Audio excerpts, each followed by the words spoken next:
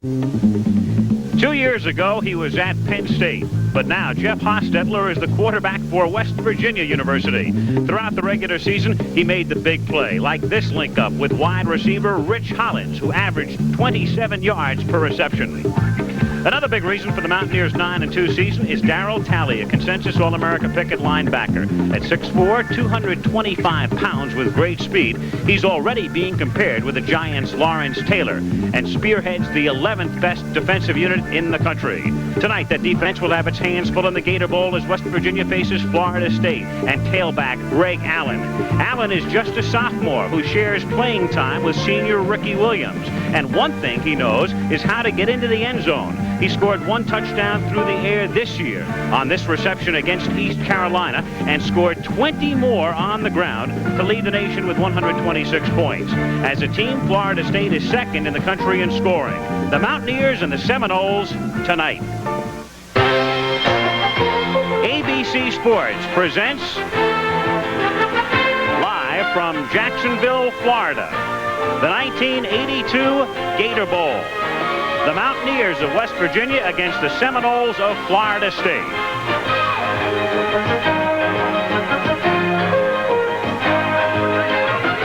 And in a driving rain, the headlights as the crowd files into the newly expanded and renovated Gator Bowl in Jacksonville, which now holds 80,000. And tonight's game, the 38th edition of the Gator Bowl, is sold out. West Virginia taking on Florida State. And this ABC Sports exclusive is brought to you by light beer from Miller.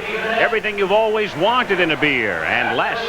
By your Bell Phone Center. It's ingenious. It's genuine Bell. It's at your Bell Phone Center.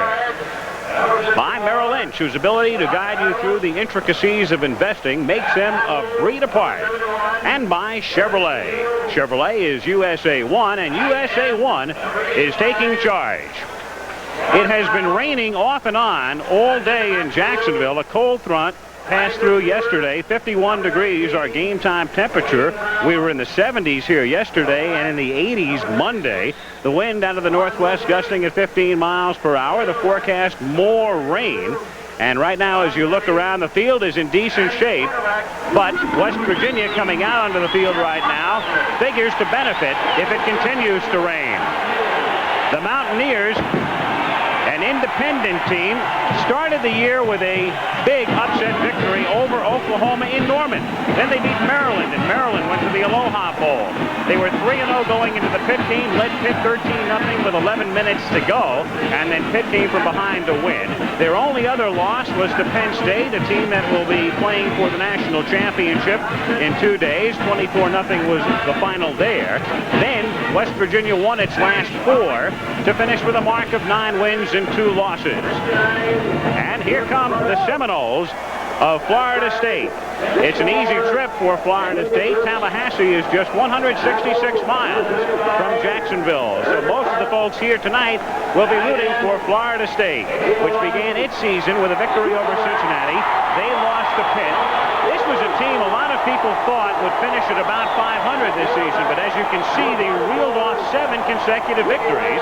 At one point this season, they had a mark of 8-1, and it looked like they might be going to the Orange Bowl, but they lost to LSU in a game in which the Tigers wound up going to Miami. The Seminoles came here, and then they closed their season with a loss to Florida in the big intra-state rivalry, 13-10. Welcome to Jacksonville, everybody. I'm Al Michaels.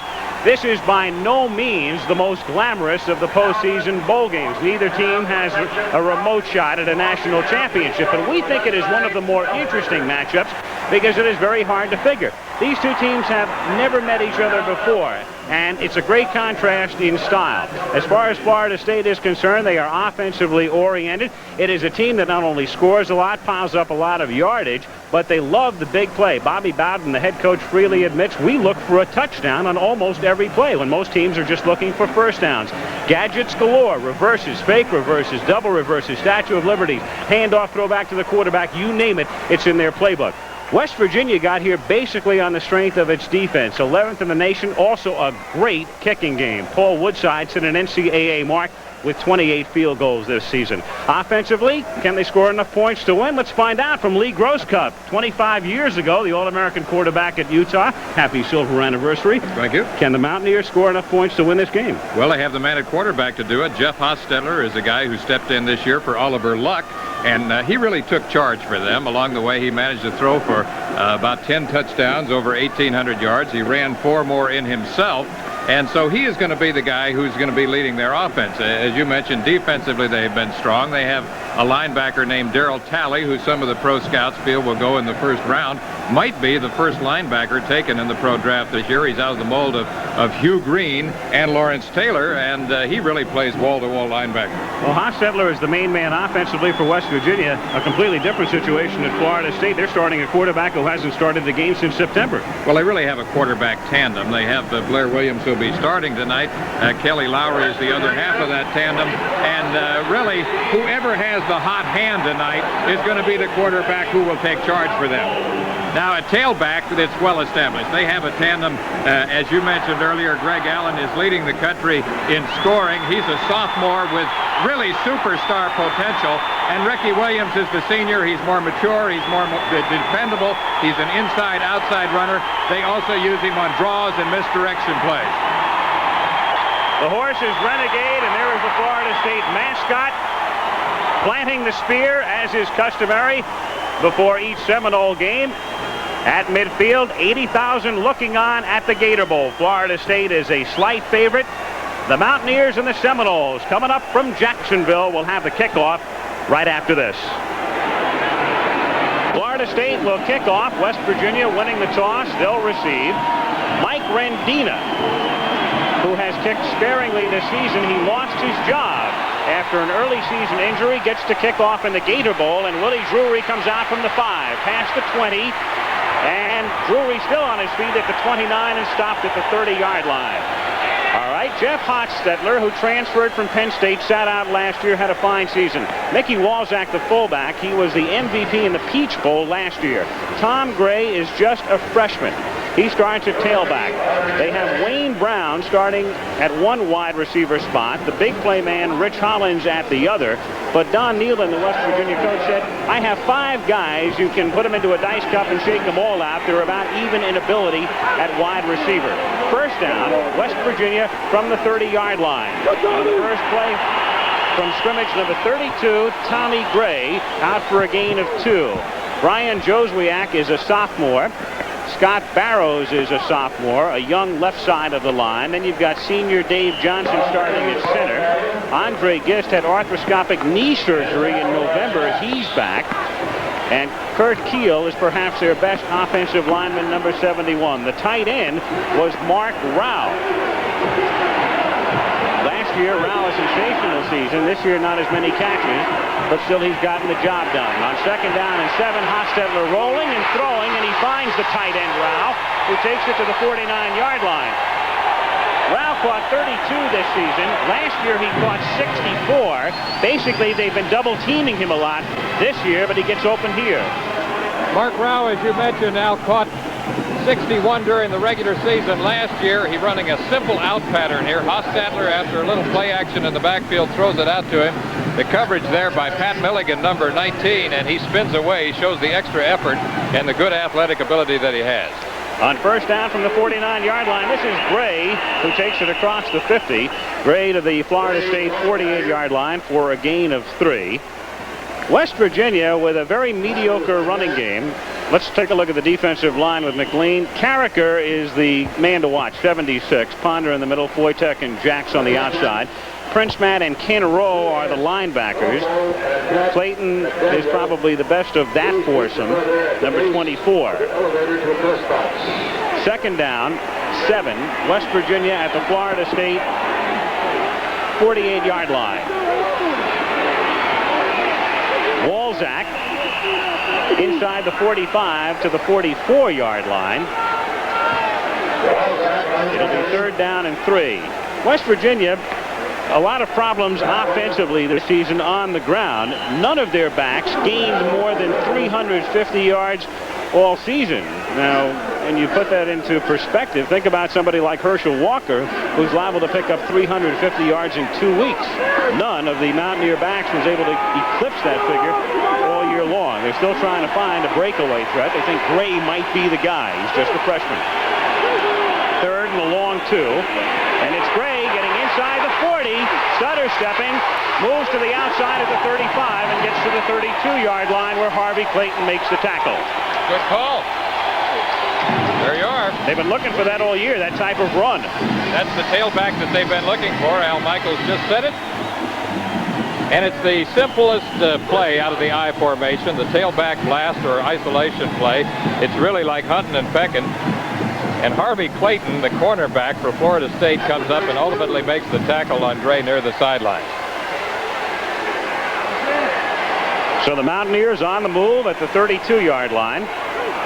With Brown going in motion, Hostetler on a straight drop, protection, hits Rao, he makes the second catch, and Rao gets to the 20 but fumbles the ball, and wait for the officials to call it. Obviously Florida State thinks they have it, but it looks like the play was whistled dead. That will be the case. It was John McLean who came up with the football, but after the play had been whistled dead. So Rao with the catch and a first down at the 21. Simple look-in pass to the tight end. Mark Rao, number 85, reaches up high to catch that ball. Now watch this. Here's the collision, and to me that looks like a fumble, Al. That, to me, does not look like he was down before he fumbled the ball. Pat Milligan, number 19, once again getting the hit that tore the ball loose. I don't think there's any doubt about it. First big break of the game to West Virginia because they keep possession at the 21-yard line with Brown in motion again. It's the first man through, Walzak, who gets to the 19. We were talking about the lack of an explosive tailback. Also, West Virginia has a couple of guys who alternated fullback in Wolfley and Walzak, who are really more tailbacks than fullbacks, at least of that size and speed.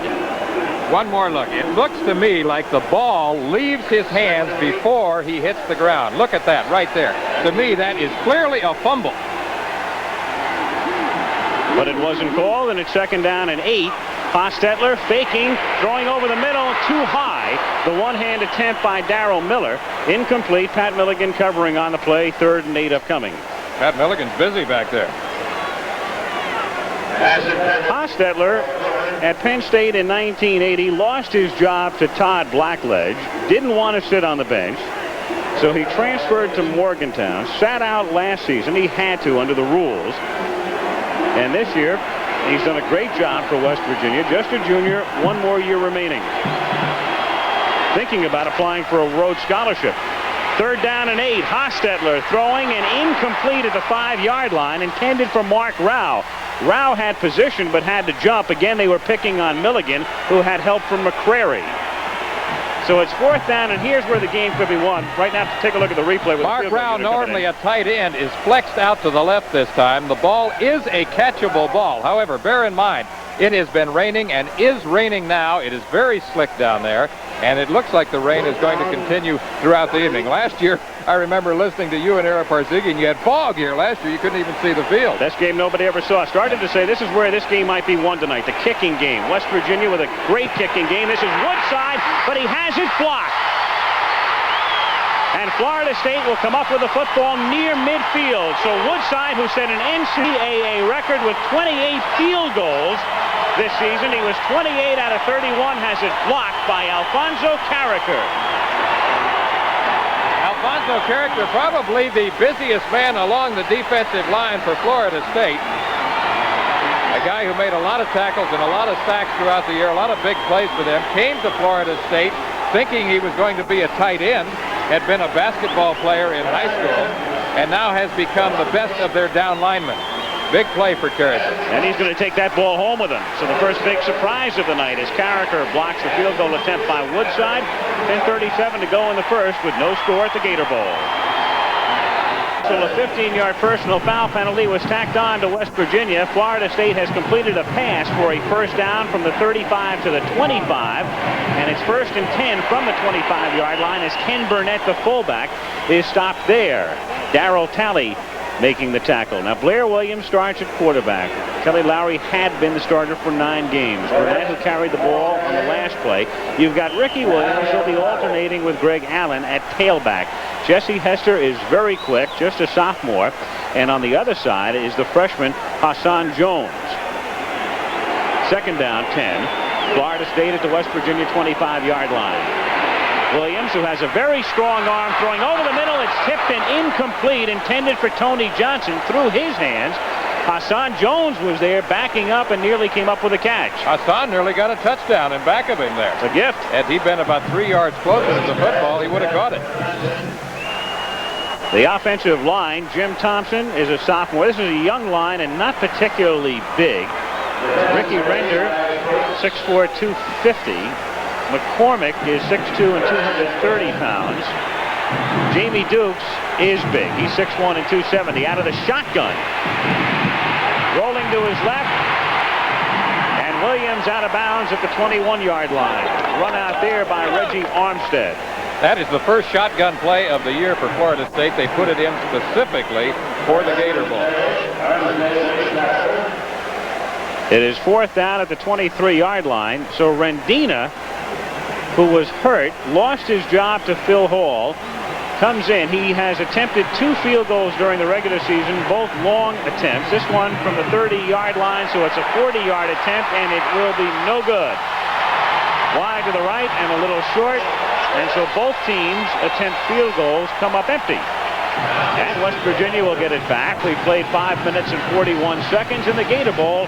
No score. I once rolled a log off a 100-foot waterfall, came up standing. Bowden is the head coach at Florida State. His record reflected there. And prior to going to Tallahassee, Bowden coached at West Virginia. His opposite number, Don Nealon, in his 3rd year with the Mountaineers. Before that, he'd been an assistant at Michigan and the head coach at Bowling Green. This is Gray starting this series. And he is buried at the 22-yard line. A loss of 1. Ken Rowe, the linebacker, number 38, making the stop. Interesting, Florida State lost its last 2 games, Lee, and so Bobby Bowden has done some juggling and shifting. He changed his quarterback, and he also took his leading tackler out, Tommy Young, and made him second team. Bobby said that Young had a tendency to be a fast starter and that he had faded at the end of last season and also this season. I think he just wants to fire him up. I think we're going to see Young playing tonight. Second down and 10. Hostetler, incomplete, a catchable pass. Darrell Miller had it go through his hands on the near side at the 27, so it's 3rd down and 10. Another ball that was catchable, but that shows it. The weather is definitely a factor tonight. It has been raining hard. I don't know. It seems to be following us around this year. A lot of multiple fronts. I'm telling you. Yesterday it was very good for practice. It was a beautiful day here in Florida. Temperature in the 70s. Yep. Still raining. Not quite as hard as it was a few moments ago. On 3rd down and 10 from the 22. Rolling to the right is Hostetler. And his pass is incomplete out to the 34-yard line, intended for Gary Mullen. Forget that one, though. You got to figure illegal procedure right there at the very beginning. Flag down, 23. Man who looked like he was moving before the snap was Brad Foytik, number 98.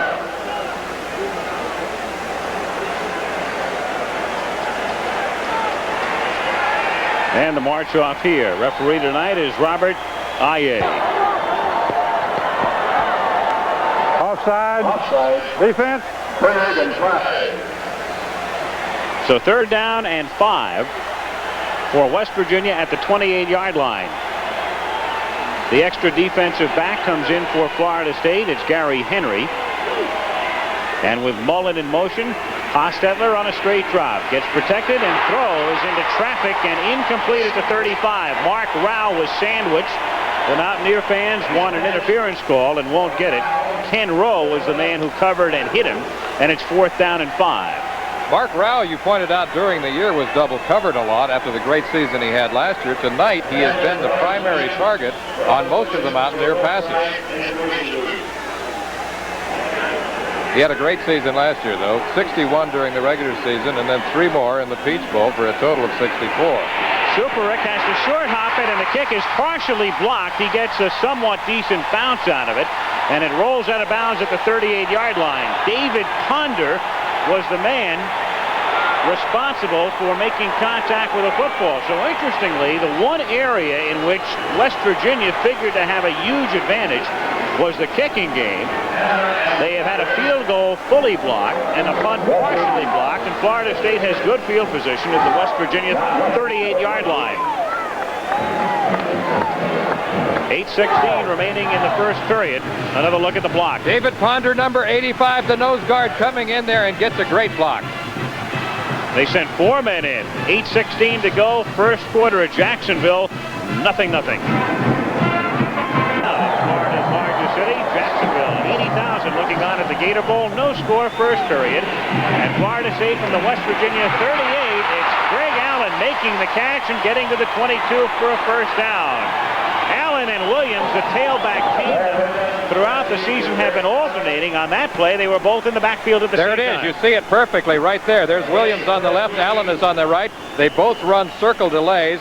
There comes Allen down the field. As you pointed out in our pregame show, Al, he's a man who can hurt you a lot of different ways. A great all-purpose back. That time making a leaping catch coming out on the circle route. Allen goes out. Burnett comes in at fullback, and on first down, lofted toward the end zone, incomplete. Intended for Hassan Jones. It was Steve Newberry, the cornerback, a junior from Peterstown, West Virginia, covering on the play. It'll be 2nd and 10 at the 23. This is a pure timing pass to Hassan Jones, the wide receiver on the left. It's 1, 2, 3. Throw the ball up. It's a fade route. Steve Newberry, number 28, has perfect coverage right there, so it's really a toss-up in the end zone. No score. Hester split wide to the left on 2nd down. Trying to set up the screen. He has nothing to his left as Williams, and then he throws the ball into the ground, and there is no flag as yet. Blair Williams just trying to dump it, and West Virginia all over the officials contending it should be grounding, but there's no flag. Well, they have reason to be on the officials for that one. To me, that was a purpose. He purposely throws this ball away. He doesn't even try to act this one out. Now we have a flag that was just thrown. Straight drop back action. It looks like he's setting up the double screen. Now he finds himself in a scramble situation. He's off to the right, and that, if I have ever seen it, Al, is intentional ground. Well, I just mentioned there was a flag that was thrown fully 10 to 15 seconds after the play. Here's the call. Ineligible, downfield, offense. Interesting. It had nothing to do with grounding, but they're penalized anyway. Well, that's an interesting, it's an obvious call, because usually in double screen situations where you wind up scrambling, you do have ineligible men downfield. Now, had the ball been thrown to a man behind the neutral zone, it would have been a legal play. Ineligible receiver downfield. 3rd down, loss of down. Loss of down. It is 3rd down and 15. West Virginia with Campbell, O'Black, and Harris up front. Talley will be all over the place. He's the man to watch. 90 Folks is also a good one. And Agee will hit you, number 44 in the secondary. 3rd down, 15 from the 28-yard line, as Williams has Allen open, and he drops the ball. Greg Allen down the sideline had gotten open. Agee came over to cover on the play, and he couldn't hold on. So it's been a quarter of missed opportunities, very much where both squads. Allen again, they've got that split back set up. Allen, instead of circling this time, runs a deep swing route coming out of the backfield, and momentarily he looks like he has a touchdown. Well, as the saying goes, he hit him in a bad place. Williams now 2 of 6 in the passing department for 24 yards. Here comes the field goal. And the snap goes through the hands of the holder, Lowry. Lowry will throw, and that's incomplete. So the field is really taking its toll. Both teams' kicking games have been in tatters. This time the snap was high. Lowry couldn't get it down. It would have been a 45-yard field goal attempt. And instead, West Virginia gets it. He tried to throw the ball to fullback Manny Caballo. That's a gadget play that was unrehearsed. They still would have had to pick up a lot of ground to get the first. Here it is again. Look at the snap. It's there, like you say, the field really showing it. The snap was a little high. Lowry misses it. Now watch this. You talk about improvisation. Manny Caballo, that's a catchable ball too. one advantage to having the holder play quarterback. In addition, Lowry can always throw for you if he gets in trouble. Used to throwing it from the 28-yard line on first down. It's Hostetler after faking twice, throwing, and it's intercepted at the 47-yard line by Brian McCrary. He's inside the 40 and dropped at the 33-yard line. Brian McCrary, a sophomore from Germantown, Tennessee, had 2 interceptions this season against South Carolina, had 4 in the regular season. Play action fake right here. He fakes the misdirection play, rolls to his left. He's looking for Rao on a crossing pattern. Now McCrary, number 43, steps right in there, 5'11", 170. He's right where he should be. Makes a good little juke step there, goes to the outside, back to the inside. Finally knocked down right there by Wayne Brown, number 19. First down for the Seminoles from the 33-yard line. On the delay, a play they love to use, it's Ricky Williams getting to the 29-yard line. Gains 4, second down and 6. There's McCrary, the man who made the interception, setting his teammates up in good shape, but neither team able to capitalize thus far with under 7 minutes to play in the first period and no score. Florida State thus far having better field position. Usually you figure that West Virginia is the field position team. That's what they like to play. They stress defense and the kicking game, as you said at the top. Second down and 6 from the 29-yard line. To the left side, and it's complete to Dennis McKinnon. McKinnon gets inside the 20, and that's a Seminole first down at the 19-yard line. Dennis McKinnon, one of 5 wide receivers that they run in and out. They're really pretty much interchangeable. They bring the plays in from Coach Bobby Bowden along the sideline. There you see his numbers. Bowden, an old quarterback himself, playing at Sanford College. Ben Howard, I guess. In Birmingham. Back in the 50s. And he eventually became the head coach there. Yep. First down from the 18-yard line. Williams, no gain or a minimal gain at best. It'll be second down, 10. Reggie Armstead came up to make the stop. Don Nealon and Bobby Bowden were pretty much in agreement that if it rained tonight, it would help West Virginia more than Florida State. What do you think, Lee? I don't know that they were really in agreement on that. Bobby Bowden was the one that said it. He said the only weather that would help Florida State would be heat. They don't have that tonight.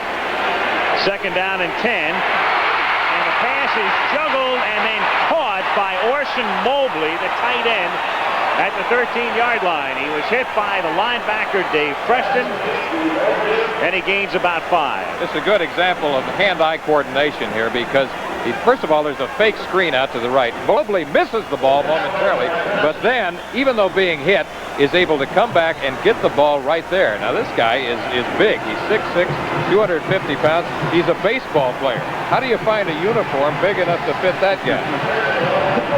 Third down and 5 out of the shotgun. Williams scanning his receivers and throws for a first down to the 3-yard line. Florida State, as Lee mentioned, working out of the shotgun for the first time this year. Hassan Jones on the receiving end, first and goal. Hassan Jones running a simple curl-in route right here behind the linebacker. This is a real bullet pass, and you talk about hitting on the top part of the numbers. That was right there. Dennis Folks, the inside linebacker, number 50, who along with Talley have formed a tremendous tandem of linebackers throughout the year for the Mountaineers. First and goal. This is where they love to give the ball to Greg Allen. They pitch it to him. He's looking for the end zone, but he doesn't quite get there. He gets to the 1. He is stopped by Anthony Daniels at second down and 1 with 4.5 minutes to go in the period. You're exactly right. That's what he likes to do, get the ball to Allen, and that is his favorite play, is the power pitch. He says that he likes to go wide and then look for the seam or the crease, and he is a cutback runner. That is where he has been most effective and gotten most of nearly 800 yards during the year. 21 touchdowns for Allen, including 20 on the ground. So from inside the 1, they pitch it to him. He goes to the left side, and he cannot spring loose. He is bunched up at the 2. Steve Hathaway was the man who got there first.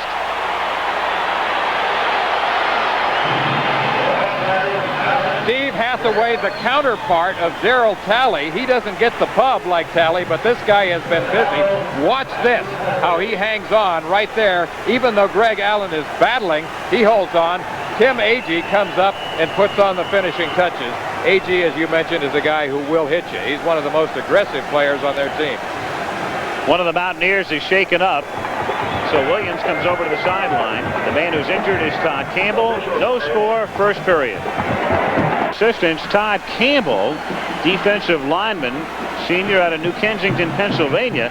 That would be a very big loss if he's unable to come back tonight. Rich Walters comes in to replace him, as Florida State comes up with a 3rd down and goal from the 3-yard line. First quarter, no score. Johnson is in motion. Williams to throw off the play fake, and it is batted away on a pass intended for Moad.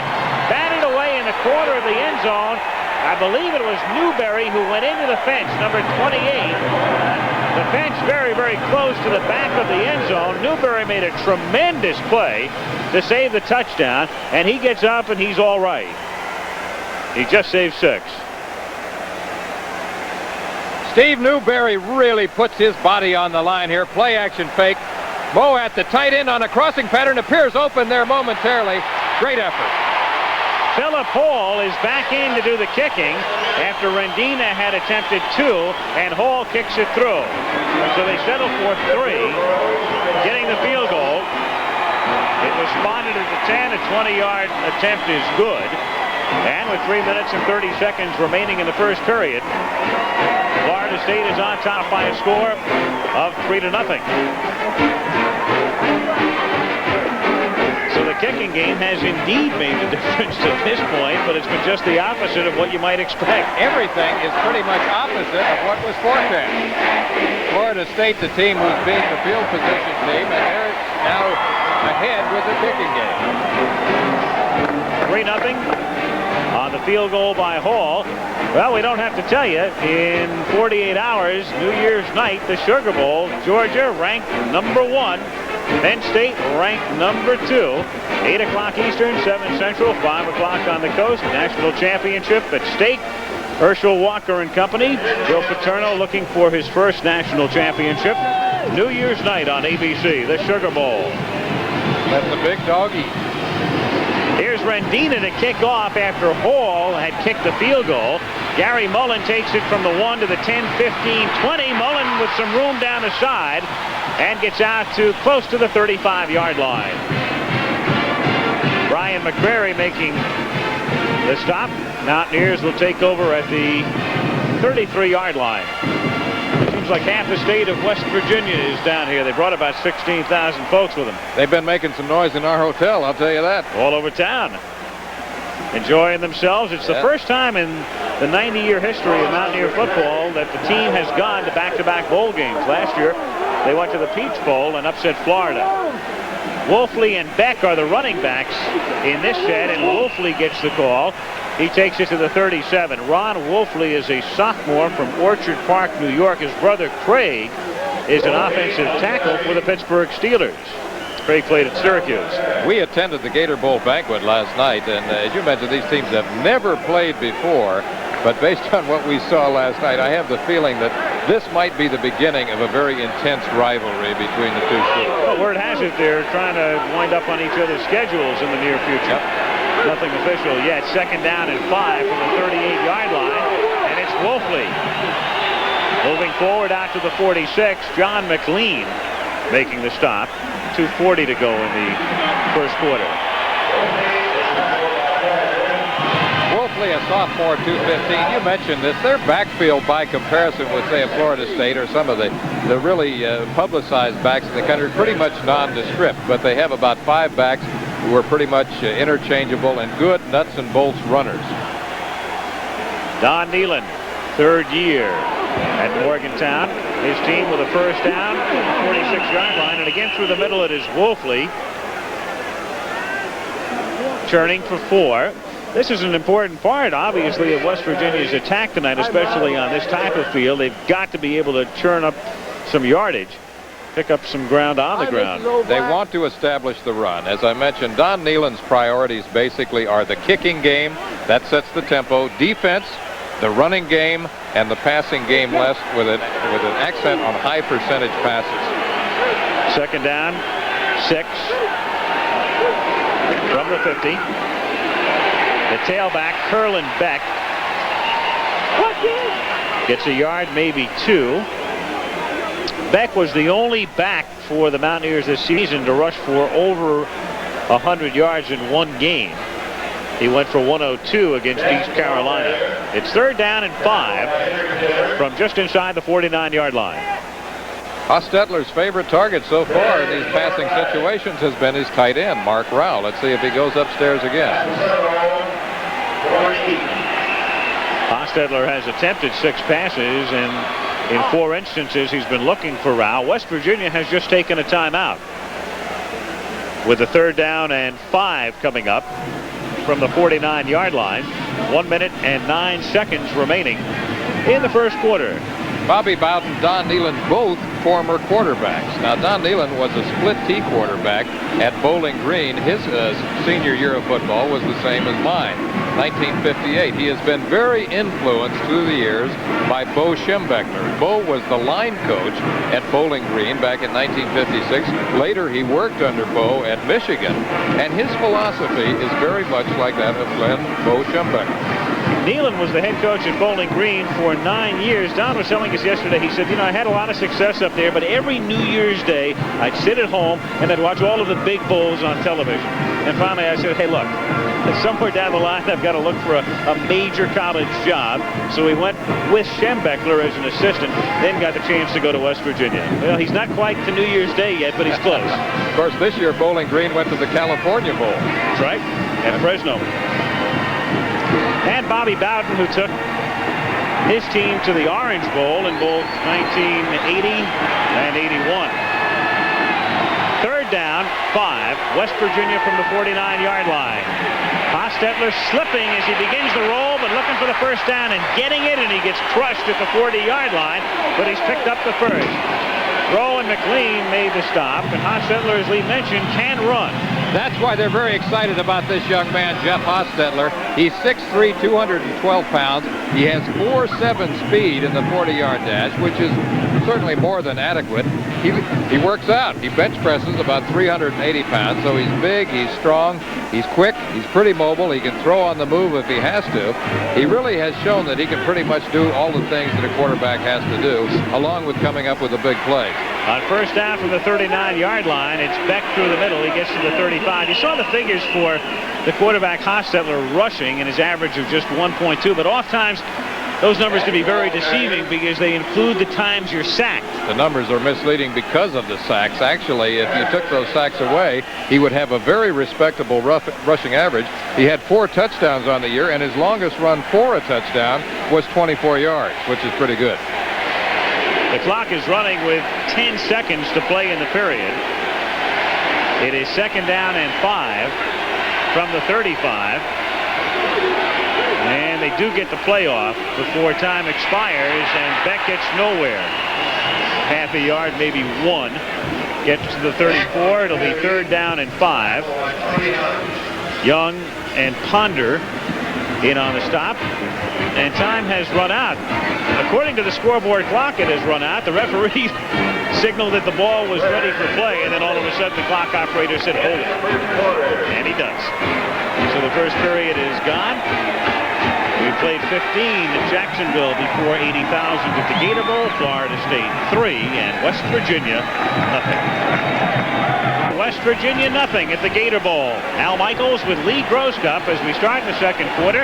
West Virginia third down and 6 at the Florida State 35-yard line. The freshman Gray takes the ball to the 32. Ken Rowe, the linebacker, number 38, making the tackle.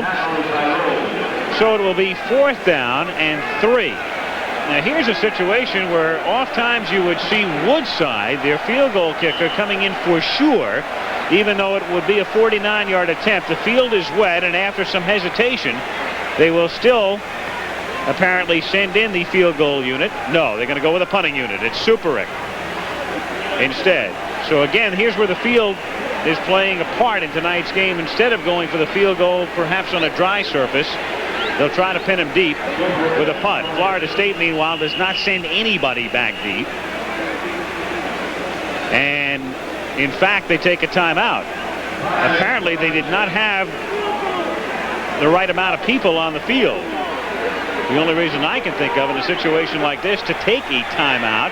And meanwhile, with Florida State taking the timeout, Nealon has just changed his mind, and Woodside comes in to attempt the field goal. This has been a strange night. Oh, very. Oh, boy. The longest field goal this season for Woodside was a 45-yarder against Syracuse. He was 5 of 8, as you can see, from 40 and beyond. NCAA record, 28 field goals in 31 attempts. Some of you saw that Pitt game in October. He just missed on a 52-yarder at the end that would have tied the game. They'll spot it at the 38. So it's a 48-yard attempt. AG spots it down, and the kick is long enough, and it is good. It's there. Got legs. Oh, boy. So go figure that. West Virginia sends in the punting unit. Florida State takes a timeout. Nealon says, no, I'll go for 3 instead, and he cashes in. Reverse strategy. This is perfect form right here. You see that he really gets the leg into it. The timing is there. The hold is down. The laces toward the goalpost, and he roots it right up to the chute. 14-14 to go in the half. Tied 3-3. Who just kicked that field goal twice this season. He's kicked 4 in a game. 4 times he's kicked either 2 or 3 in a game, putting it in the air here.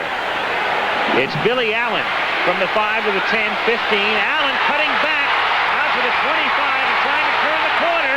Allen gets to the 40. He's into West Virginia territory. He gets by Woodside, and Allen goes all the way. Billy Allen for the touchdown.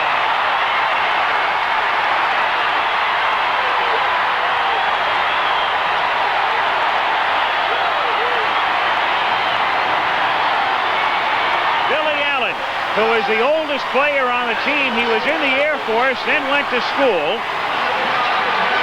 Back to receive at the 5-yard line, takes it 95, and Florida State leads it 9-3. This is a planned play. Remember, this is return middle. Now what Allen does right there is make a cut to his right. Now watch this. He cuts back to the outside. He's a big guy, 6 foot, 202 pounds from Cleveland, Ohio, just a sophomore. As Al told you in the Air Force, 95 yards on that return. And the kick by Hall is good with 13:54 to go in the first half. So there he is, Billy Allen, just a sophomore from Cleveland, Ohio. He's 24 years old. Returned to kickoff last year, 97 yards against LSU. Look at this, you see him. He's to the left side of the field. He comes straight up, and now here's the big move right here, the cut. He gets away from Newberry, number 28. There's the foot race right there, and you can see who's winning it. The last man, the kicker, has a shot at him. He passes him by. He passes by number 59, Scott Dixon, and then it's a foot race into the end zone for that 95-yard return. Is that a Gator Bowl record? We better get into the book. 10-3, Florida State on top. Early in the second quarter, it is indeed a Gator Bowl record. Longest run back. So Billy Allen, who is no relation to Greg, gives Florida State the lead by 7.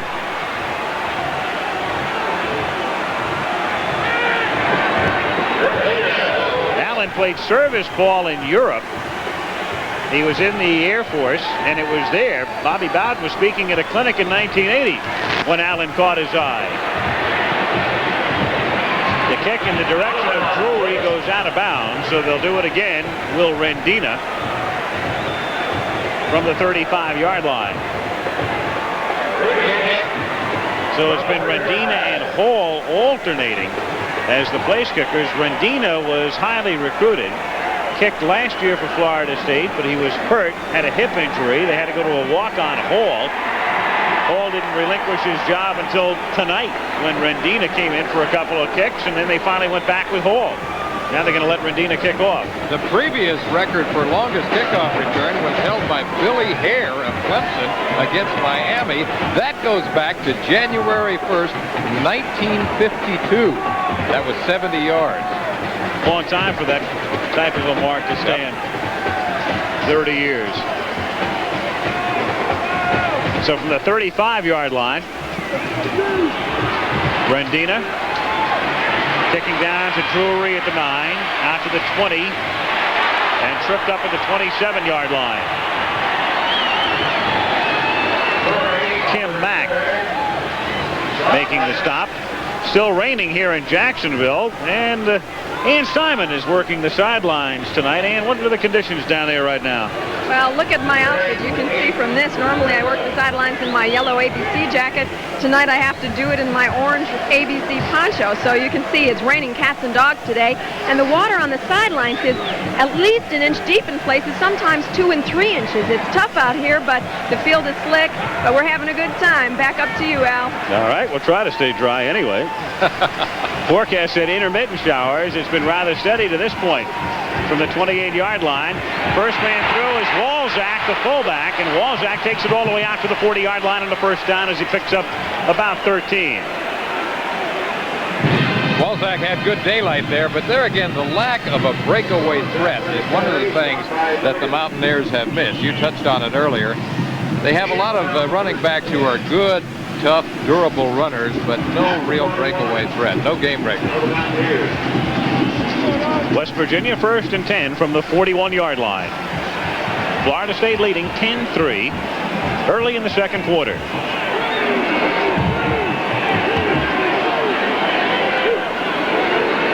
Hostetler handing it off to Walzak.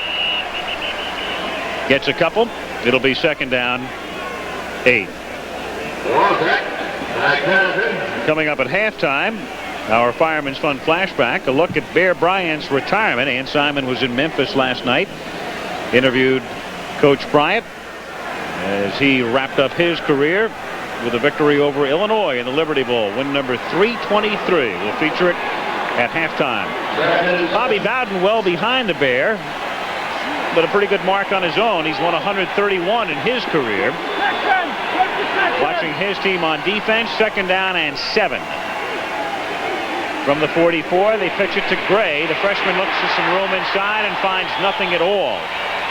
Alfonso Carricker was the first man with contact. It'll be third down and 7 at the 44. Again, we come up to an obvious third and passing situation. And so far tonight, Jeff Hostetler has been looking consistently toward his tight end, Mark Rao. His big play man, of course, during the year has been his wide receiver, number 88, Rich Hollins, who has better than 27 yards per catch. Third down, a long 6, closer to 7 from the 44-yard line as Hostetler drops back, steps up, looking for the first down, picks it up, and with a nice move, gets all the way to the Seminole 42-yard line where he is stopped by Harvey Clayton. This is what Hostetler does so well. Now watch this. He shows a little escape dimension right here. And now he sees that he can pick up the first down yardage with a good cut. He cuts back across the grain. That is what we call north and south running. There was nothing east and west about that move. He simply saw that he had a certain number of yards to get for the first down. He went for it, protected himself. There it is. That kind of reflects it right there. 2 rushes, 24 yards. Were it not for the strong arm, he might be the best tailback they have on the squad. What was it Don Nealon told us yesterday? He said his fastest back would be Talley if Talley were a tailback. That is how quick he is at linebacker. And why the pro scouts are drooling over him. He has 4.5 speed, 4.55, and he weighs 225 pounds. He's really out of the mold, as I said at the very top of the show, kind of another Hugh Green, Lawrence Taylor type player. And the NFL scouts think that he might be the very first linebacker that is taken this year in the pro draft. And yet tonight, Florida State has basically been running away from him. Yep. He has not been in on the action. From the 42-yard line on first down, it is Mickey Walzak getting 2. David Ponder in the middle, number 85, making the stop. It'll be 2nd down and 8 at the 40. 11:09 to go in the half. Excuse me. Ponder is a guy who is really playing out of position. He wound up at that nose guard position when someone was hurt earlier in the year, and he has just stayed there. But basically, they had thought of him more as a tackle. But he's a good athlete, 6'3", 250 pounds, a junior, and he's been busy tonight. He's picked up 50 pounds since his freshman year. 2nd down and 10. Seminoles nearly jump offside, but get back in time.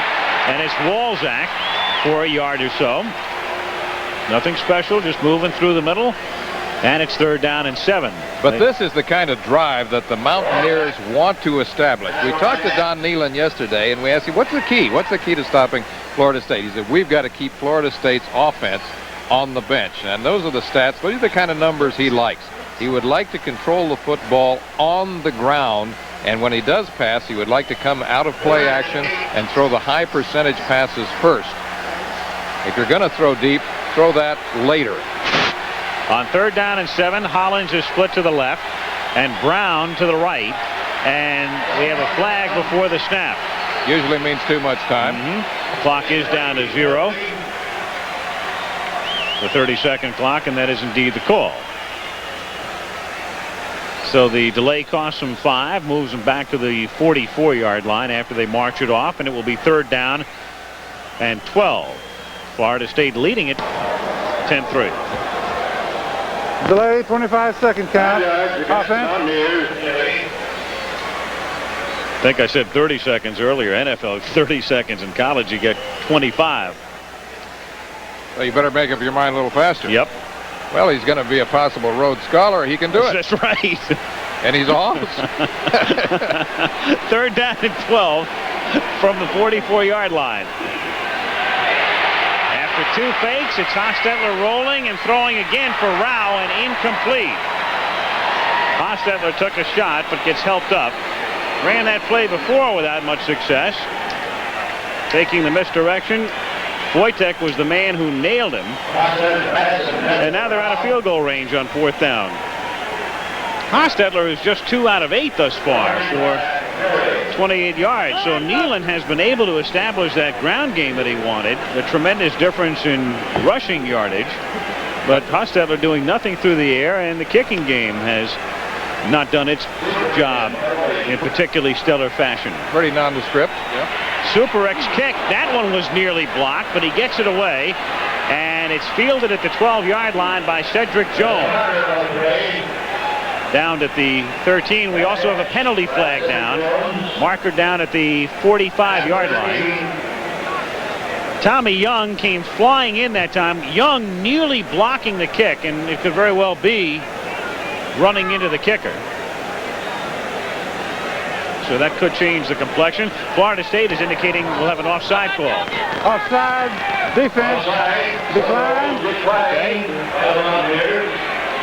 No running into the kicker. 36-yard punt. It stands. It's declined. Have another look now. Let's watch Tommy Young running through here. He's coming right up the chute, and he nearly blocks that ball. If he had been a little bit more to his left, he would have been there. 9:13 to go in the first half. Seminoles leading 10-3 with 9:13 to go in the first half. And on first down from the 13-yard line through the middle, Ricky Williams, number 44. Gain of about 3. Bobby Bowden likes to replace whole units, and he has done so here. He has taken out what would normally be his first unit offensive line and replaced the 5 men up front, the 5 interior linemen, with a second unit. The entire offensive line comes out. They have young offensive linemen for the most part. 2nd down, 7 from the 16. Short drop by Williams. Throws to Johnson, who makes the catch at the 21-yard line. Shy of a first down by 2. And a marker is down at the 18-yard line.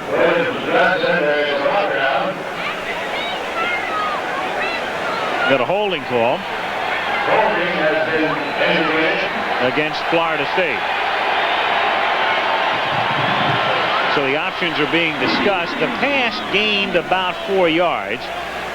So West Virginia's option is, do you want Florida State to have it 3rd down and 3, or 2nd down, and it would depend where it is marched off from. It would be 2nd down and about 14.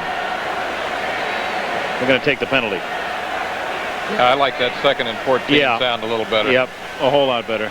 Move it back to the 9, and that's what it'll be. It'll be about 2nd down and 14 from the 9-yard line.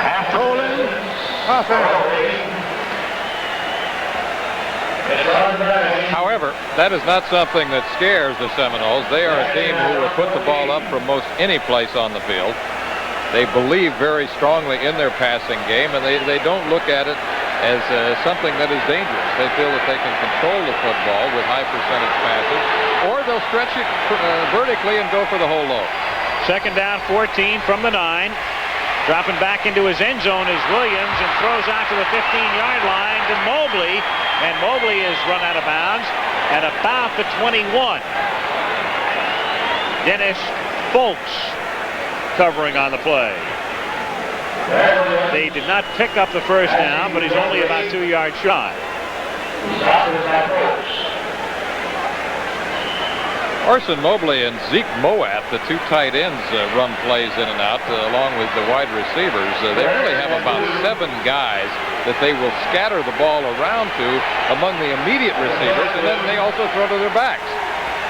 3rd down and a short 2. They come up in the power I and run a play out of this formation for the first time in the game, and they will throw, and it's incomplete at the 26-yard line, intended for Cedric Jones. So they came up in a formation in which you normally run and run to the strong side, and instead they roll to the weak side, and Jones can't hold on. That's a very catchable ball, but frankly, Williams should have thrown that ball with a little bit more touch. He had his man out in the flat, clearly ahead of the linebacker or cornerback, and all he had to do was lob it out there, really.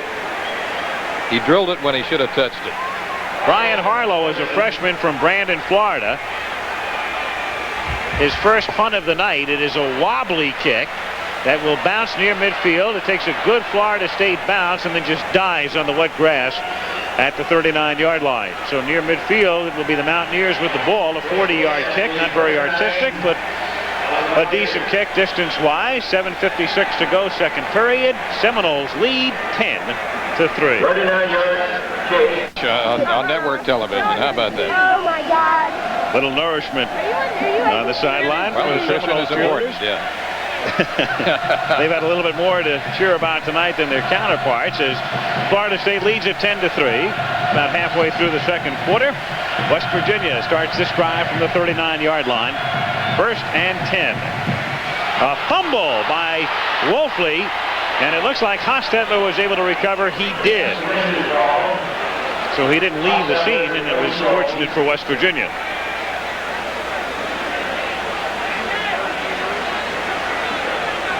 Loss of 3.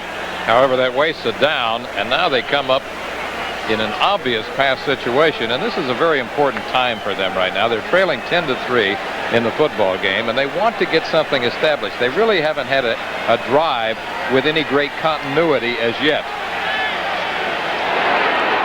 2nd down, call it 12 from the 37. Fake the draw. Good protection, then it's deflected and intercepted at the 50-yard line. Juggled by McCrary, and he comes down with the ball, and that's his 2nd interception tonight. Brian McCrary on a pass intended for Gary Mullen. So McCrary, who picked off 4 in Florida State's 11 games during the regular season, has a pair in the first half. He fakes the sprint draw. Hostetler sets up behind his tackle. Now what happens is his receiver falls down right there. However, he threw the ball, he forced it right into zone coverage, and Brian McCrary, number 43, is there to pick off his 2nd ball of the night. And Hostetler is just 2 out of 9 in an inauspicious first half with 2 intercepted. 1st down, set up the screen at the 49-yard line, and it's dropped by Allen. He would have been buried anyway. Fortuitous situation, I think, for Florida State in that he had nobody out there to protect them. Here's Talley now. We have him isolated, number 90. Darryl Talley, who we've talked about throughout the telecast, this is the first chance to look at him really up close. You see the quickness and his ability to lose blockers. And once again, his numbers, he's 6'4", 225, and he has 4.55 speed in the 40-yard dash. Out of the shotgun on 2nd down and 10. Williams looking right, left, and then throwing over the middle and incomplete. And knocked down at the 42-yard line. It was Talley covering Allen on the play. We asked Darryl Talley yesterday what he likes best about playing football. He said simply, contact. The man will hit you. There he is right there. Takes the little bump right there and then goes for the football. They like to move him around on defense. Yeah, they move him around. It's a lot like Hugh Green, Lawrence Taylor, Billy Ray Smith at Arkansas is another example. Shotgun again, 3rd down and 10, and that one is knocked down by Talley. So after a relatively quiet first quarter, and we've mentioned they've been running away from him a lot, all of a sudden he figures in 3 successive plays. After being shut out 3 times in a row, we see Darryl Talley. Tally ho! As they like to say in West Virginia. That's what they do. He says that the fans really get pumped up. They say tally ho, and they really root for this big guy. And I think he's got a bright future in the National Football League. Harlow's second punt. This one is a spinner that hits a Florida State man who made contact with it at the 12-yard line and bounces into the end zone for a touchback. So it will come out to the 20-yard line. It will be a first down there with 6:41 to go in the first half. 10-3. The Seminoles on top. Rained off and on all day. Right now, it has lightened up, though, considerably. Just a sprinkle. As the Mountaineers start from the 20-yard line. They're down by 7, 6:41 to go in the half. Hostetler has been very cold. He throws complete to Gray, but for a loss of 2. Now, Hostetler completed his first 2 passes. Then he missed with his next 7. He threw 5 incompletions and 2 interceptions. And here he finally gets a completion, but for a loss of 2 yards. Used to call that one a confidence builder. Yeah. I used the old shovel pass, at the University of Utah, and every time my average would start to go down and I wanted a completion, I'd throw that little shovel pass. It does pump you up to know that you can still complete one. 2nd down, 12 from the 18-yard line. Fake the sprint draw. Hostetler, good mobility, has Gray, and Gray looking for the first down, gets it out past the 30-yard line. He might have it. Yep, French Mack. He might have it. The linebacker, number 48, made the stop. So 2 straight to Gray, and this one should net the first. Hostetler, he fakes the sprint draw. He's looking left first. Now he makes a little move to the right. Tommy Gray, the tailback, makes a good move right there, and another good move right there, a little limp leg, and then he dives forward for what appears to be the first down yardage. Yes, it is. And is 31-yard line, 1st and 10. Clock running with 5:25 to go in the half. Florida State leading West Virginia 10-3. 1st and 10 from the 31. Rouse sets up on the left side. They give it to Gray through the middle. Out to the 36-yard line, a gain of 5 for the freshman from Somerville, New Jersey. Gray made his first start about mid-season against Boston College, after they've been going for the most part with Curlin Beck at tailback. Beck has played sparingly tonight. As you can see right there, West Virginia with double the Florida State total in terms of yardage, but down by a touchdown. On 2nd and 5, through the middle, Wolfley, the fullback, and he looks to have a first down at the 42-yard line. They'll line it up and check it out. Turnovers have hurt the Mountaineers, along with big defensive plays by Florida State. Pretty much the reversal of what we thought would happen. It is a first down. The chain gang is coming out, and the official now signaling, no, I can see it myself. So he sends the guys back. And it's 1st and 10 from the 42-yard line. Important drive once again right now for the Mountaineers, because they would like to put something on the board before halftime as the clock ticks down. With Wayne Brown in motion. Hostetler goes to the tight end, Rao, who gets into Florida State territory. He is knocked down at the 48-yard line, and he is close to a first down. It's about a 10-yard gain. Milligan 19 and Matt 48 making the tackle. They spotted at the 49. He is shy by 1, 2nd and 1. Mark Rao, his numbers for this season, but he is the career reception leader for them with 119 career catches coming into tonight's game. Good for a tight end. On 2nd and 1, it is Gray trying to get that yard. Stopped near the 48-yard line by Foytik and Rowe. And the clock still running down to 3:18 to go in the period. The timeout is taken here by West Virginia. It'll be 3rd down and 1 upcoming at the 49-yard line. So the Mountaineers, for the most part, have done pretty much what Neyland wanted. He wanted to establish the running game. They played very well on defense. Let's face it, the difference in the game right now is the run back by Allen. So it was a special teams breakdown, and yet his team trails by 7 points. Special teams and the turnover factor really have made the difference thus far, but in terms of the running game, they have dominated. Sugar Bowl coming up. Georgia ranked number 1 in just about every poll, and Penn State ranked number 2 in just about every poll. Todd Blackledge, Kurt Warner and company against Herschel Walker. Vince Dooley, no stranger to a national championship, against Joe Paterno, who has never won a national championship. In the Sugar Bowl, beginning at 8 Eastern time, Saturday night. All the elements. The pot is boiling. What do you like in that game? That might be the definitive tailback matchup right now in the history of NCAA football. I don't know that I can ever think of a better one. What do you like in that game? Penn State. Here it's 3rd down and 1 for the Mountaineers at the 48-yard line. And they give it to Wolfley, who picks up the first down as he gets to the 44-yard line. Neyland now sending in the play with Rich Hollins, the wide receiver, number 88.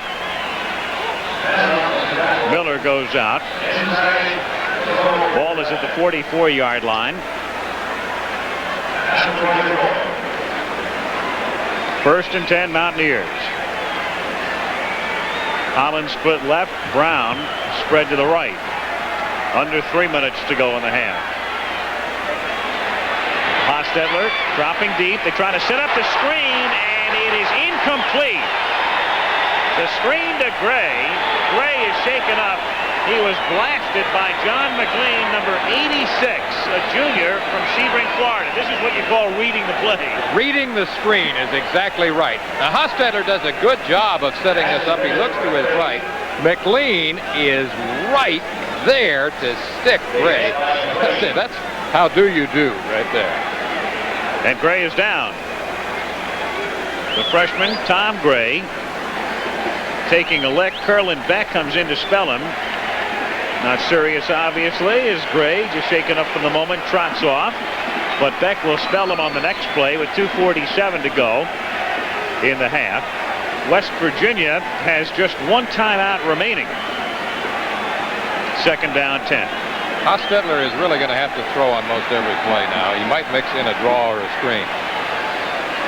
Brown is in motion. Hostetler again looking for Rao, and he's covered. It's incomplete. McCrary, who has intercepted 2 tonight, covering Rao. It'll be 3rd down and 10. Well, we haven't seen him go to their big play man, Hollins, as yet. However, this is really a possession pass situation. You're looking now more for the curl-in or the sideline to keep the drive going. Hollins isn't even in at the moment. They have Brown split to the right, and Drury is in, the other wide out, bottom of the screen, number 48. 3rd and 10 from the 44-yard line. Hostetler gets pressure as he throws, looks for Brown, and a flag is thrown. 2, in fact, for interference. Harvey Clayton, number 24. The defensive back, and there was no doubt in the officials' minds as flags were thrown from both angles. straight drop back action. He's looking for his wide receiver on the right.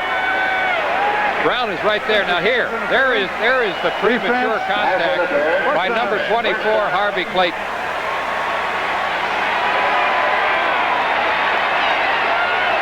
No argument about that one. There have been so many questionable interference calls in NCAA football in 1982.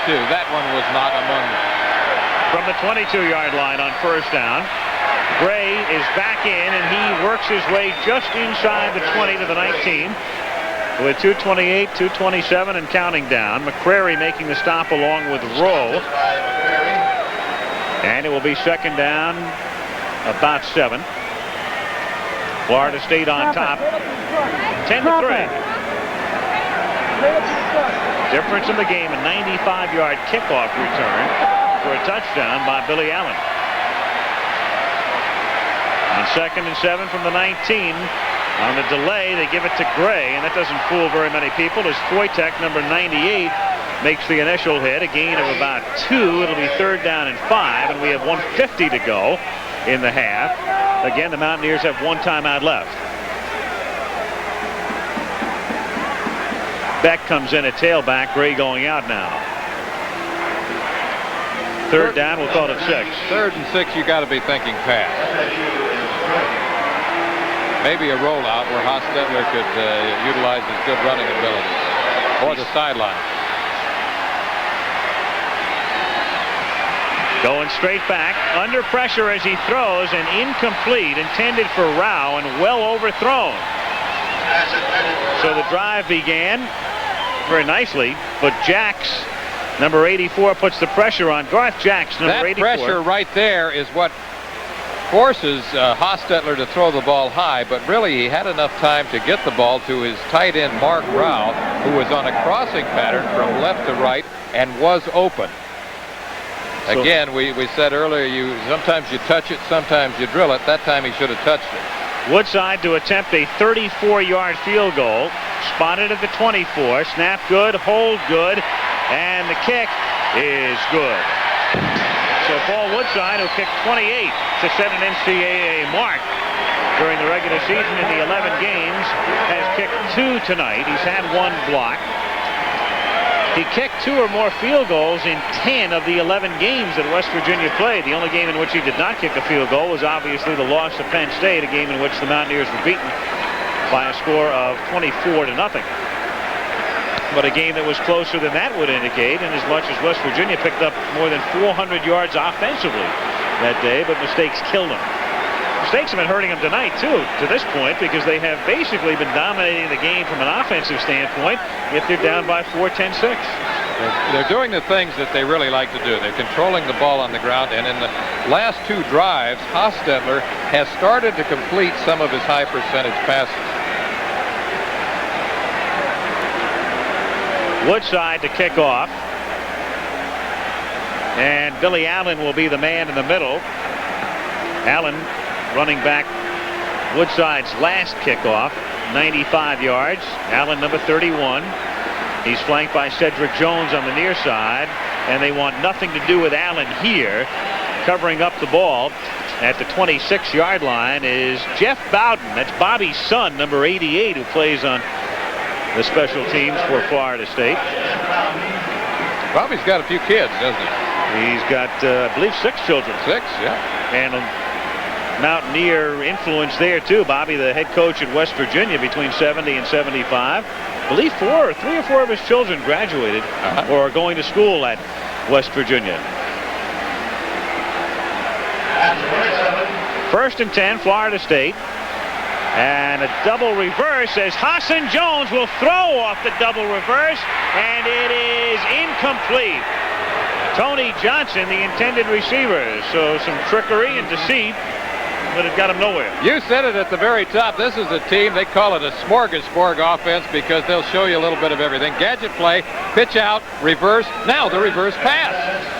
Hassan Jones, number 3, looking for Johnson. Tony Johnson, number 82, who's probably been the most dependable receiver for the Noles this season. It'll be second down, 10 from the 26-yard line. Florida State has 2 timeouts remaining. Dave Oldblack was shaken up on that last play.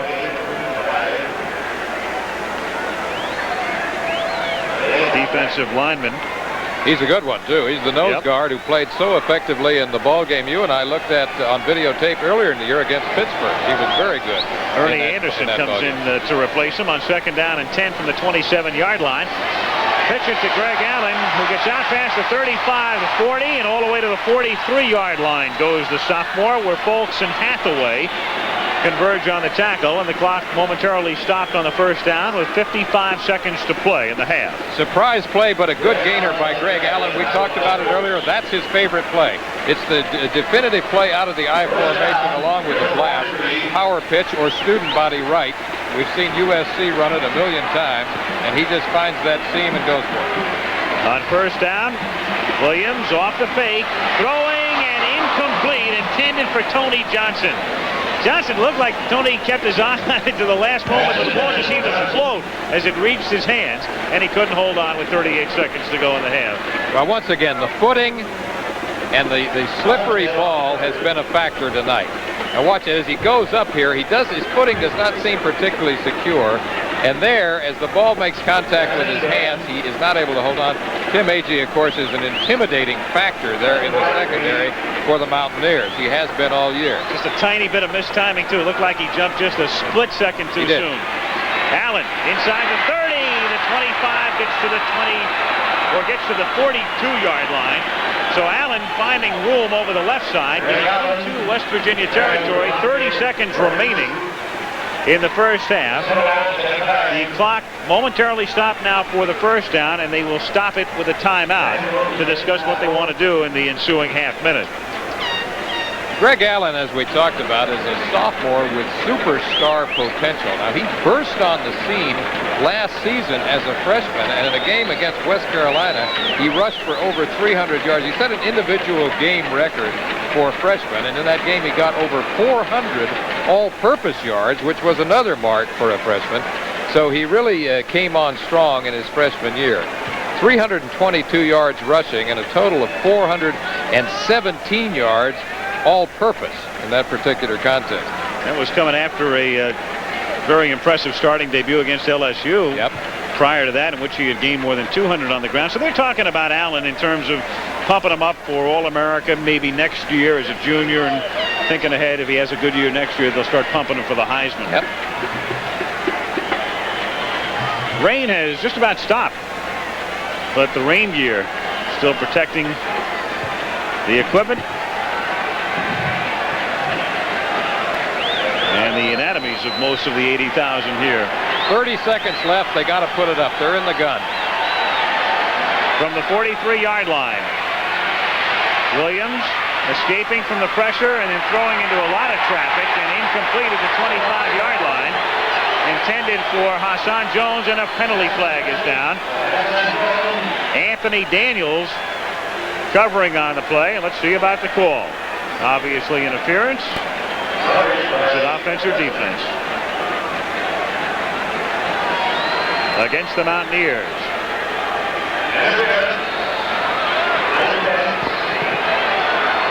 That'll move it to the 28. Pass interference, defense, 1st down. Anthony Daniels hitting him. And Florida State is at the 28 with 23 seconds remaining in the half. Again from the shotgun. Williams looking for McKinnon, who leaps and makes the catch for a touchdown. What a play.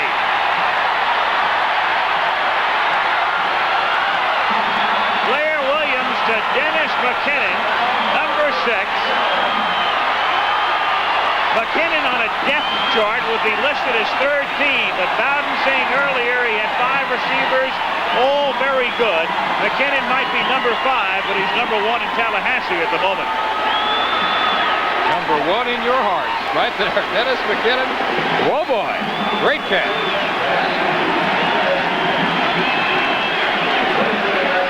Florida State moving down the field in a hurry as Phil Hall comes in for the extra point, and that's good. 27-yard touchdown pass and the conversion by Hall.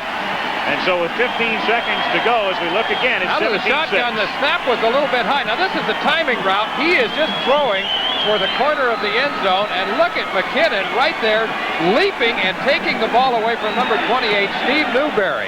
Another look at him isolated. It's pure timing. He just puts this ball in the air to a spot, and McKinnon coming right here sees that he has to leap in front of Newberry in order to get the ball away from him, and there's the fight for it as they come down. He hangs on. It's a great effort. McKinnon hasn't caught that many passes over the last 3 years, but he's been on the other end of a lot of big plays, with Blair Williams in particular getting the start tonight. And that drive, Al Michaels, really typifies the contrast that you talked about at the very top of the show. Florida State, an explosive, big play team featuring wide open football with an accent on the passing game. West Virginia, a team that favors the kicking game and strong defense. And that has to be particularly deflating to West Virginia, occurring very rapidly just prior to halftime. The squib kick is fielded at the 40-yard line and down there by Rich Rodriguez, a reserve defensive back, and also a penalty marker is down. Seminoles, who were slightly favored coming in, that was a surprise. Excuse me, that was a surprise to me, because in terms of national ranking and the way they have stacked up defensively particularly. Let's listen. Decline. First down. Based on what the numbers tell you, you would think that the Mountaineers would have been a slight favorite, or that it would have been a pick'em game. Well, West Virginia was 9th in one poll, 10th in the other. Florida State was 20th in one poll and unranked in the other. Absolutely. First down for West Virginia from the 40-yard line.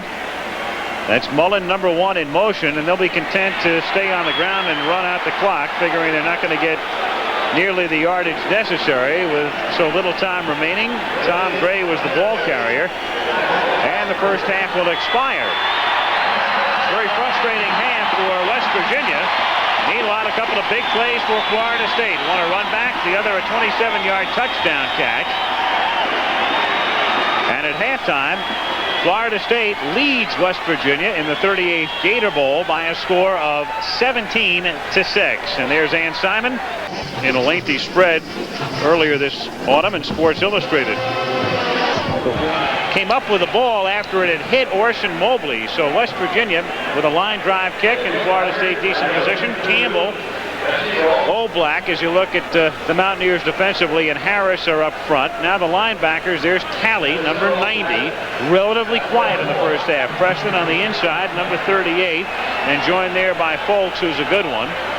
Number 50, Hathaway, the other outside backer. From the 44-yard line, Williams goes to the air on first down, and it's a pickup of about 4 to Hassan Jones, number 3.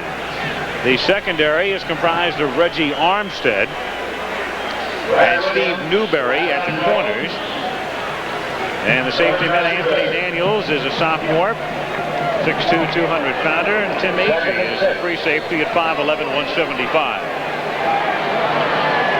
Second down and 6 from the Seminole 48-yard line. Ricky Williams gets to the West Virginia 47, stopped by Tim Agee, and he is shy of a first down by 1, 3rd and 1. Florida State going with Williams. He's gone all the way. Burnett at fullback, and Williams will alternate with Allen, the tailback. Hester and Jones are the wideouts. Guys up front, Zeke Moat, the tight end, number 81. Jamie Dukes is a freshman. They like him, number 64, 6'1", 270-pounder. Double tight end set up here on 3rd down and 1 from the 47. And it's Allen looking for the first down. Slithers outside and gets it as he gets to the 43-yard line, and a penalty marker is dropped. Herb Harp, the tackle, may have been guilty of holding. Florida State, a penalty against them for holding, so that will nullify the first down.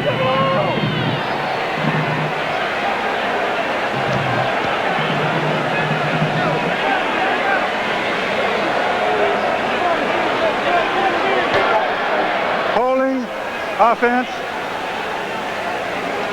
Had your bionic eye working on that one, didn't you? Probably against Farf, number 75. Third down and 8 from the 46-yard line. Out of the shotgun. Williams under pressure and sacked at the 36-yard line. Todd Campbell, number 91. He provided the finishing touch along with Reggie Armstead, who came up from the corner on the corner blitz. And so instead of a first down, they have the penalty and now the sack, and they're forced to kick. Todd Campbell was injured in the first half, and we didn't know if he was going to be back in action or not. Obviously, he's healthy now and really getting the job done. He is the best of their down linemen defensively. Ryan Harlow's kick is a long kick, but a line drive fielded by Drury at the 13, to the 20, to the 30, to the 40. He has one man to beat. He's gone. To the 30, to the 20-yard line, and he is wrestled down inside the 10. Drury wrestled down by the punter Harlow. Harlow this season has been kicking a lot of line drives. Now that kick had very good distance, but that's the problem. Drury is shaken up, maybe just a cramp. But when you kick a line drive, you run the risk of the guy being able to move up quickly, find a spot, a hole, as Drury did, and break a long one. 82 yards. See how he's holding it up? That almost always means a hamstring. I thought he was gone. I said he was gone, and he started to lose speed at the end. Harlow was able to catch him. Watch this. Here is the aforementioned line drive kick that Al Michaels pointed out. Drury makes a good move right here. You see that? He heads up the middle. Now he has a choice. He can go right or left. He opts for the left. And right now it's a foot race between he and Harlow, and it looks like he's going to win it, but he pulls up. The hamstring kept him from going into the touchdown. 82-yard run back. He sets him up with first down and goal, and it's Wolfley taking it just inside the 5-yard line. So it's been all kicking game tonight. That's been the difference for both teams. Big plays on special teams. The special units have really dominated the action here this evening. You know, have you ever pulled a hamstring? Yes. It is painful. It feels like you have been shot in the back of your leg. Well, we'll try to get a report on Drury. Hopefully just a cramp. We'll wait and see. Big man for him on runbacks. And a fellow who does a decent job as a wide receiver. Second down and goal. With Hollins in motion. Hostetler rolling, pumping, faking, and throwing incomplete. Rao, number 85, at the back of the end zone was the intended receiver. So third down and goal. Garth Jacks flushing the quarterback, Hostetler, out of the pocket. Frustrating so far for the Mountaineers because they have been so close in certain situations. He's limping along there, and just the way he was holding the back of his leg and the way he was moving makes me think that he pulled a hamstring. And usually that means you're not going to be playing the rest of the night. Third down and goal from the 5-yard line. They flex Rao, the tight end, to the right side. Send Gray in motion. And Hostetler is under a lot of pressure and can't get it away. Loses the ball at the 25-yard line, but they're going to whistle it dead at the 21. That's going to be a questionable call because that looked like it could be a possible fumble. Hostetler sprinting out to his right. He's looking for a combination pattern on the right side. Wojtek right there is going to wrestle him down, and let's watch. You see this? His knee does hit first, so it's a good call on the part of the official. From here momentarily, it looked like it might be questionable. A loss of 11, so Woodside now comes in for a 32-yard field goal attempt. He's made 2 of 3. The other was blocked. Agee spots it down, and the kick by Woodside is no good. Woodside had missed only 3 all season, all from long range. This was a chip shot. He had the distance but not the accuracy. And with 11:02 remaining in the third period, it's the Seminoles still on top, 17-6. We are USA 1, taking charge with celebrity. No import sedan at any price can match this Chevrolet for the room it gives you with the mileage it gives you. And Chevrolet now brings it to you at new, lower prices. The 5-passenger front-wheel drive Celebrity with standard engine electronic fuel injection. Chevrolet's new generation sedan. And now on new 82 models only, get 10.9% financing that can save you hundreds of dollars on financing costs. Space. Add more to your home, add more to your fuel bill. Lower your thermostat, but watch out. Bitter cold outer space can make inner space unlivable. Solution, a kerosene monitor system. One of the most efficient heating systems on Earth. Easy to install, with a memory bank that turns itself on and off. A kerosene monitor system for economical comfort beyond the ordinary.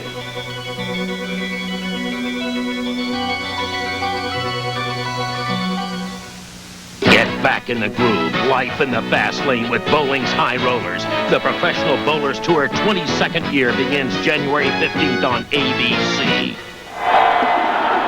talk about a mountain man, I'll tell you. Boy, those mountaineers, they have got the spirit. West by God, Virginia. On first down from the 20-yard line, they give it to Ricky Williams, who works his way past the 30, fumbles the ball out at the 32-yard line and recovers himself. Ricky Williams, number 44, with a good run. This is a magnificent individual effort by Ricky Williams as we get a little bit of a Statue of Liberty action here. It looked like pass momentarily. Breaks one tackle, two tackles, steps over his own man. Now watch this action right here. Bounces away, juke step, pulls back, cuts back to his right, fumbles momentarily, then pounces on his own fumble.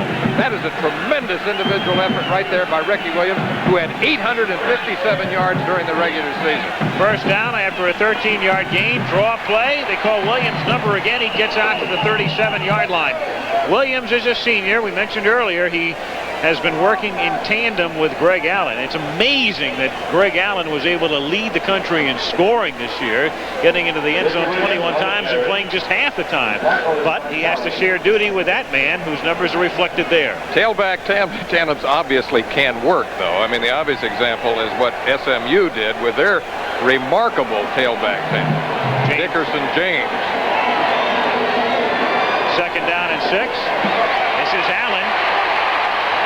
And he gets it out to the 43-yard line where he's stopped by Hathaway. The other thing it does for you, Lee, as you well know, is it keeps you fresh. At the end of the game, you're coming in with a fresh back more often than not. That's why so often you can break a long run in the fourth quarter with a tailback tandem. Now that's an interesting stat right there.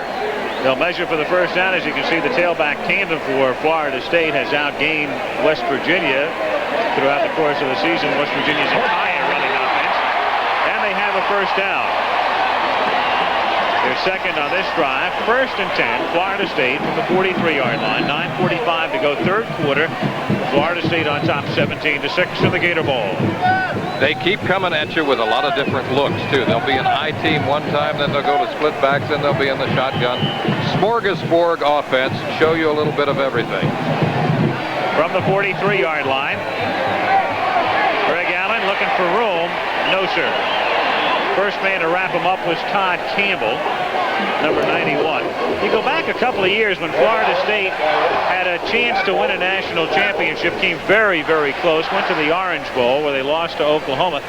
That team was defensively oriented. It was the defense that got them there. Now, Bobby Bowden, after what would be considered for Florida State now an off year, last year 6-5, coming back on the other side as you look at Lowry loosening up and his team wild and wide open. And he's a gambler now. On second down and 9, Williams shoveling it off and complete to Ken Burnett, the fullback, and he takes it all the way to the 44 of West Virginia, where he is stopped by Agee. So resourcefulness there, shown by Blair Williams under pressure just to get rid of the ball. Resourcefulness is what it is. He's taking straight drop back action here. You see the protection setting up. And what he does is move to his left, right here, comes forward, and he's under a lot of trouble, and he just really bloops one. It looks like a jump shot, a little push shot out to Ken Burnett, number 20, who comes on downfield, and Ken Agee, number 44, who has been the leading tackler in the secondary for the Mountaineers, comes up with another one. Seminoles from the 44-yard line, and Williams is going deep and looking for Hester, and he dropped the ball as at the 5-yard line. He got behind Newberry, but couldn't make the catch. Jesse Hester, number 4. Jesse Hester, number 4, has been on a low roll in the last 3 games. He dropped 2 touchdown passes against LSU, and now it appears momentarily that he's going to have another one. The ball was tipped, I think, a little bit, or at least he was face guarded, but he was distracted enough to drop the ball. However, that is definitely a catchable pass, and there is a study in frustration right now, and it's a terrible thing when you get on that kind of a roll and you're dropping long passes consistently. On 2nd down and 10 from the 44, over the middle, it's Hassan Jones. He has a first down, getting to the 29-yard line. Agee again in on the stop, and with 8:08 to go in the 3rd period, the Seminoles mounting a drive. Looking good at this point. But they keep coming at you with a lot of different receivers. As you pointed out, they have 5 really who are pretty much interchangeable. He runs right by Talley there, underneath the coverage, into the secondary. And Tim Agee, again, is the man that comes up with the tackle. First down, Florida State from the 29-yard line. Pitch it to Allen. Allen inside the 20. Look out. Cuts back, goes in for the touchdown. Ken Burnett laid down the block to Springham. Don Nealon doesn't like anything he has seen in this half to this point, and Allen right there showing why the people of Florida State think he can be an All-American. Great moves.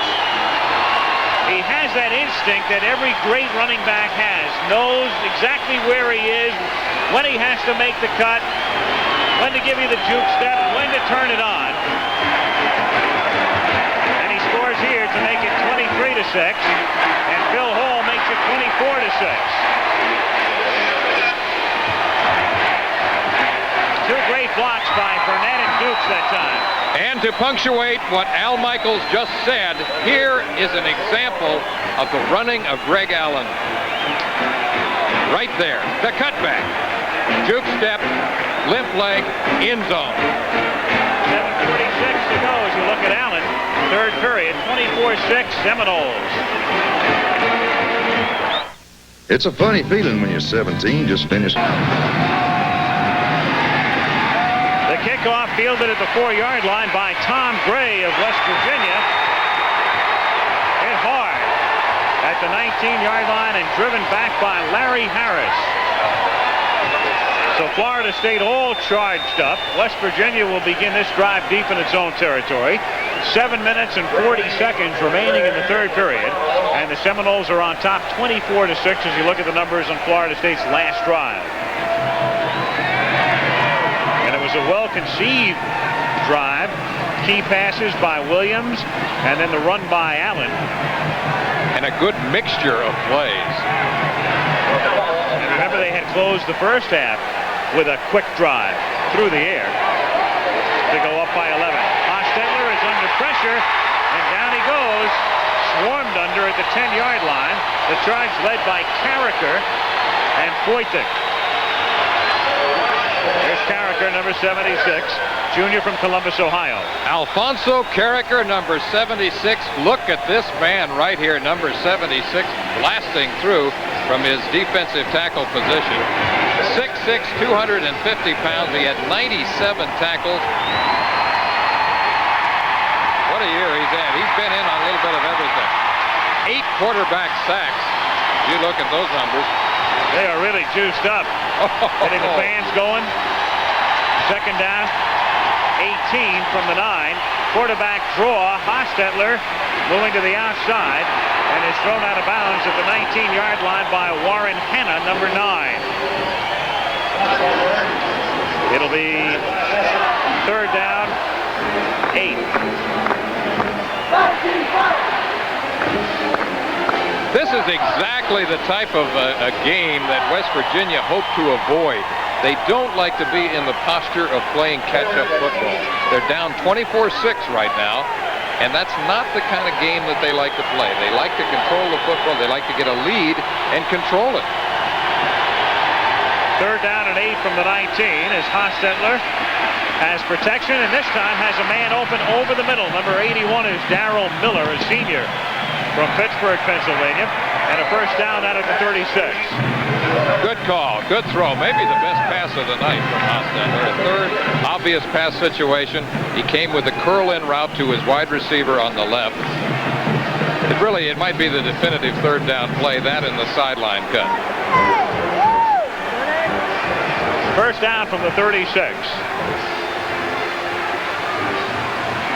Hostetler looking for Mullen, has him at the 40-yard line, and he's bumped out of bounds at the 41 by Harvey Clayton.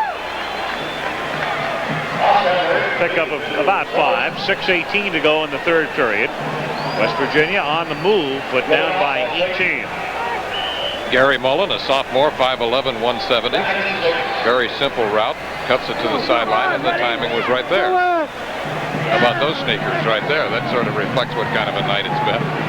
Right now, not raining. And I was going to say not raining at all. It appears to just be sprinkling. But the field, not in that good a shape. On second down and 6, the pass is overthrown, intended for Mark Rao, the tight end. And it will be third down. I think the wet ball is still affecting the timing and the touch of both quarterbacks, however. Hostetler's stats would certainly show that. 7 of 19 for 74 yards and 2 interceptions. Now that's very important, that last one. Both by Brian McCrary. Well, the Knowles are pumped up too. Seen that man before. Goes to every Florida State game. Third down and 5 from the 41. Hostetler going deep and incomplete, intended for his big play man, Hollins, who has been silent tonight. He was covered by McCrary, and Hostetler took a lick from Ponder.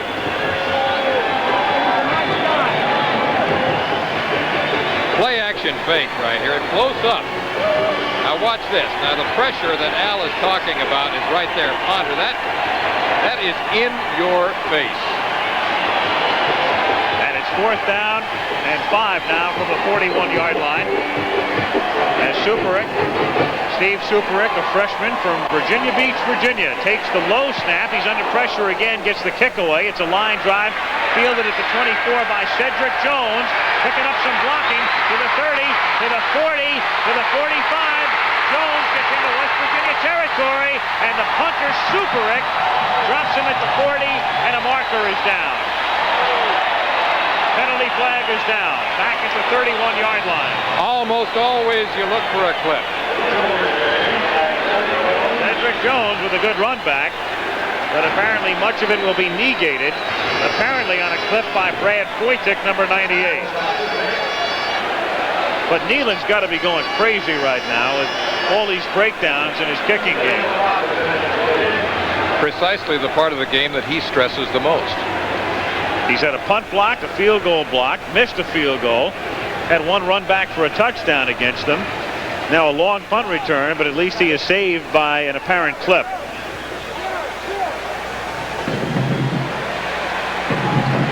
And that'll move it all the way back to the 16-yard line. So the Seminoles will start from there. 5:47 to go in the third period. Eagle blocking below the waist. 24-6. Receivers. Florida State. First down. It's ingenious, genuine bell. It's the bell remembering numbers, the future in your home. It's a bell for having fun with from the folks who built the phone. It's a bell that's so easy. It's a bell that lights the way. It's smarter and it's better. It's the bell that makes you say, it's ingenious. Terrific. It's genuine bell. It's ingenious, genuine bell.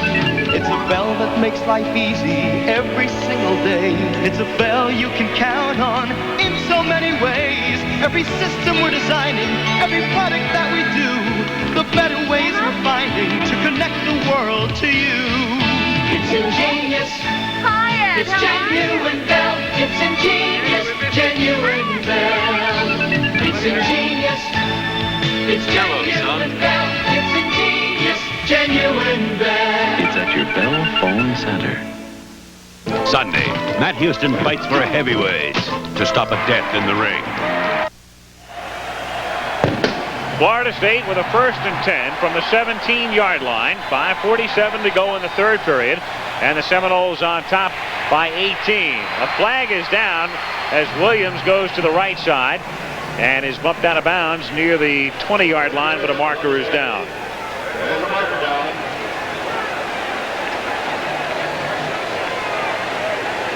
Illegal procedure against the Seminoles is the call by the referee, Robert Aye.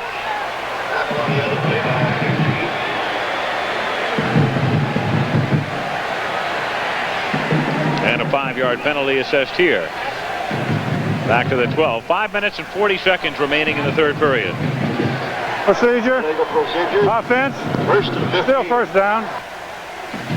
Well, the Seminoles are a big play team, Alan. We've seen that tonight, but they would like nothing better right now than to have a sustained drive, controlling the football on the ground if they could make that happen. But right now it's more of a passing situation. First and 15. The reverse, it's McKinnon who scored a touchdown in the first half. Out past the 20, the 30, McKinnon to the 40. Another big play for Florida State. He has one man to beat, and Newberry finally tackles him at the 23-yard line. That's the way Florida State gets conservative. They stay on the ground all right, but they'll run the reverse on you.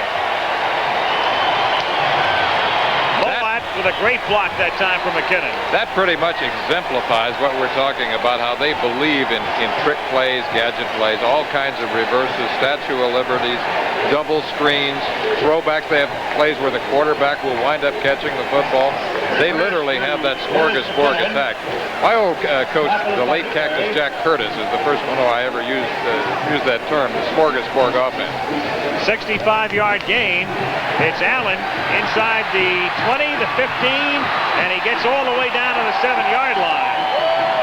So the Seminoles thinking route right now. A.J. Daniels made the tackle. 24-6 they lead, and they're knocking on the door again. That's the kind of team they have been. They either win big or they lose big. With the exception of the Florida game, it's been that way for them all year. That's what Bobby Bowden told us yesterday. He said, we'll probably win big or we'll lose big.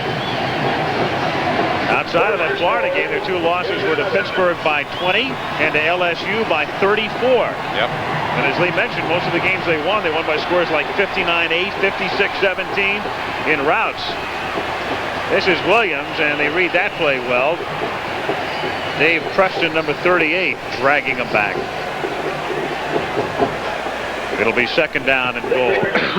We talked about the quarterback tandem, and I said that if one quarterback had a hot hand, he would probably stay there. Blair Williams has been moving the football team effectively for them, so he's left him in the game. Now, in 1979, when I last covered Florida State, they had another quarterback tandem. That was Jordan and Woodham.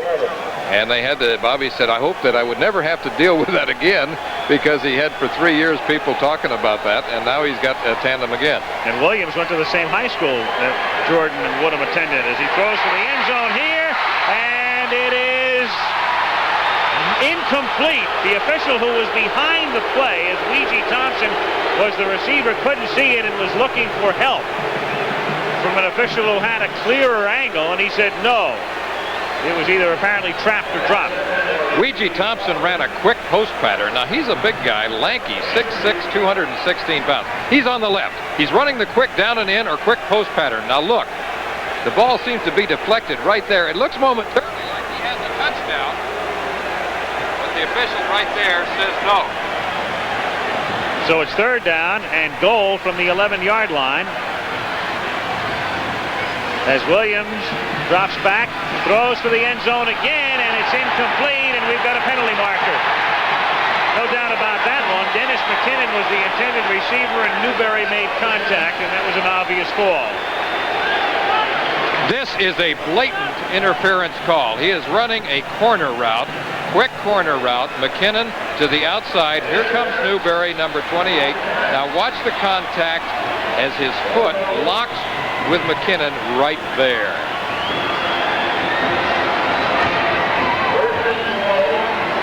First and goal for the Seminoles with 3:42 remaining in the third period. And of course it is Allen who is in the game. He's already scored once tonight, the tailback number 26. You can look for him to get the ball. Pitch to him. Touchdown.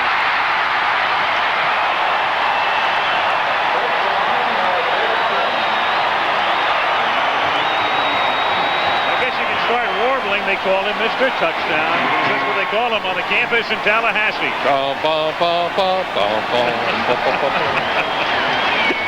That's enough. Isolated. Well, you've seen Herschel Walker do it in this part of the country a few times. You've seen a lot of USC tailbacks do it. Allen up, and away. And Phil Hall with the extra point. Florida State. Long drive, quick drive, big play by McKinnon on the reverse. Allen caps it with a second TD. 3:36 to go in the third quarter in the Gator Bowl, and the Seminoles lead it 31-6. Well, moms and dads the world around give their kids the same old sound. Got to go to school, be a big success. They wouldn't settle for anything less. Now they've learned whatever you seek, you'll help yourself to reach your peak. In the Army, Navy, Air Force, Marines. Need a trade? Looking for a skill? They have hundreds to fit the bill. Mike Rendina to kick off for Florida State. Seminoles on top by a score of 31-6. And the kick is a good one that's dropped at the 3 and picked up by Tom Gray at the 7. He gets out past the 15 and is stopped at the 19-yard line. 1st and 10. ABC News Magazine 2020, normally seen tonight, back next week with a story on people who have apparently died and have now come back to life. And they talk about it. The story about near death next Thursday night on 2020. Oh, boy. I felt that way from time to time. Yeah, I was going to say, that sounds like they're talking about that. At the 19-yard line, 1st and 10 for the Mountaineers. Hostetler out to the 30-yard line where he finds Rich Hollins for a first down. First catch of the night for Hollins. We talked about him at the very top of the show as their big play man. He's the guy that they have run so consistently throughout the year on streak patterns, streak or fly routes. That time a little curl in for the first down. Hollins, the fellow who was averaging over 27 yards per reception. 1st and 10 at the 31-yard line. Hostetler. Incomplete, intended for Rao at the 42-yard line. Pat Milligan covering. 2:53 to go in the third. Florida State going 83 yards in 6 plays. Didn't take them very long. The big play by McKinnon. And then Allen capping it.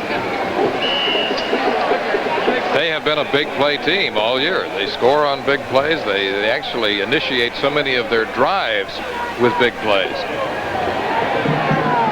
31-6, Florida State. 2nd down and 10. West Virginia from the 31-yard line. Hostetler looking for Hollins, but he's covered well, and the pass is well overthrown, and Hanna was right there with him.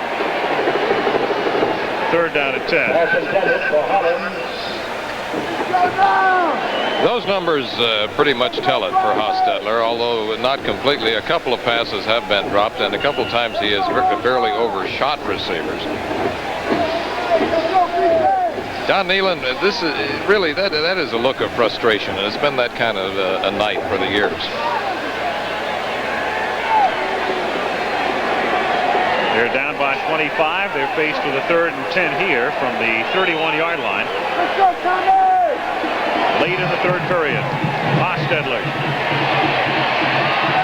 looking, throwing back now, complete to Brown at the 46-yard line. And he's dropped at the 49. Wayne Brown hit by John McLean and a first down.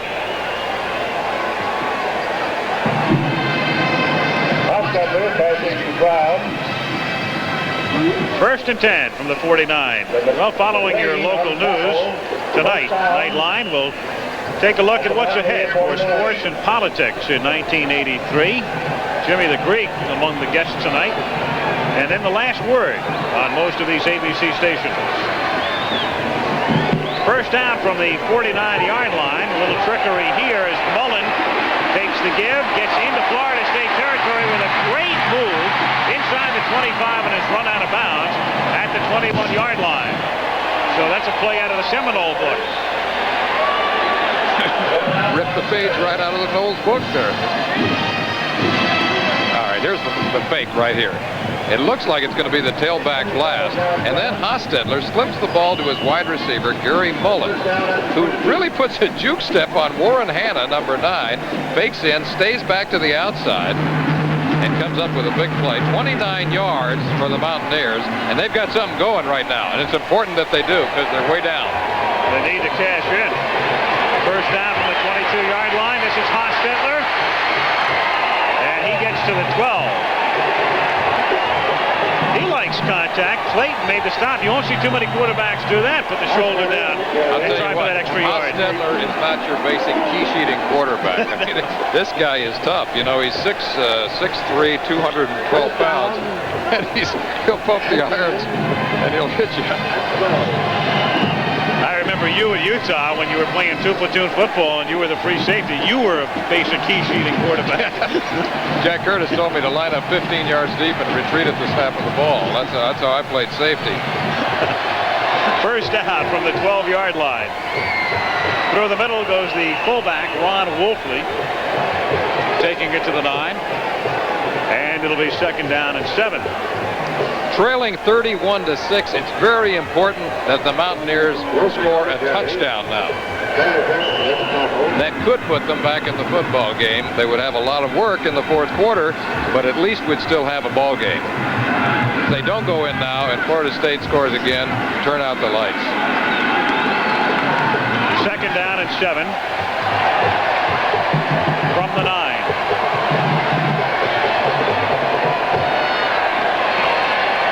Hostetler has a man, and it is complete, but he did not get in. It is inside the 1 to Wayne Brown. Brown was in the end zone, then had to come back to make the catch, which he does, but shy of the goal line. However, it should be a first down. It's going to be a first down. Play action fake. Hostetler rolls out to the right. Now watch this. This is a perfectly thrown pass to his wide receiver right there, and it looks momentarily that he has a touchdown, but he comes back, and it's going to come down on about the half-yard line. Number 24, Harvey Clayton. It's also coming back a lot further than that because we had a flag.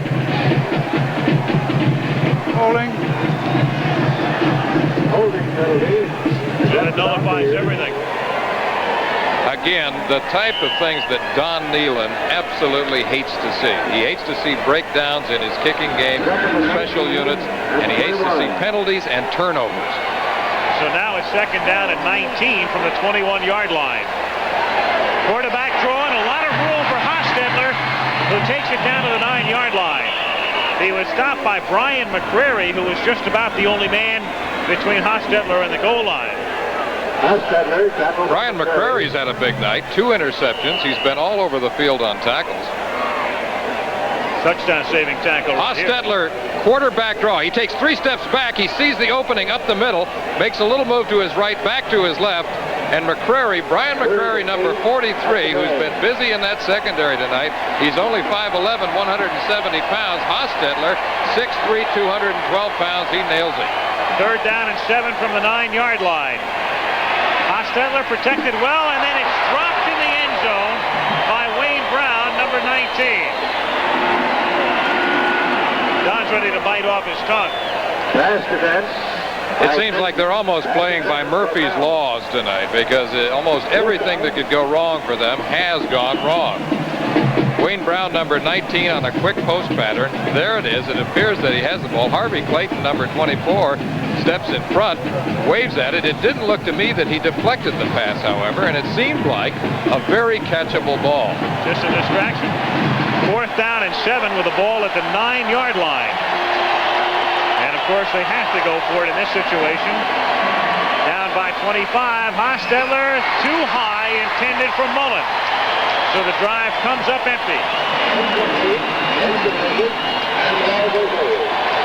Hostetler is now 9 out of 26. But at least 4 that I can think of have been catchable passes. They should have been caught.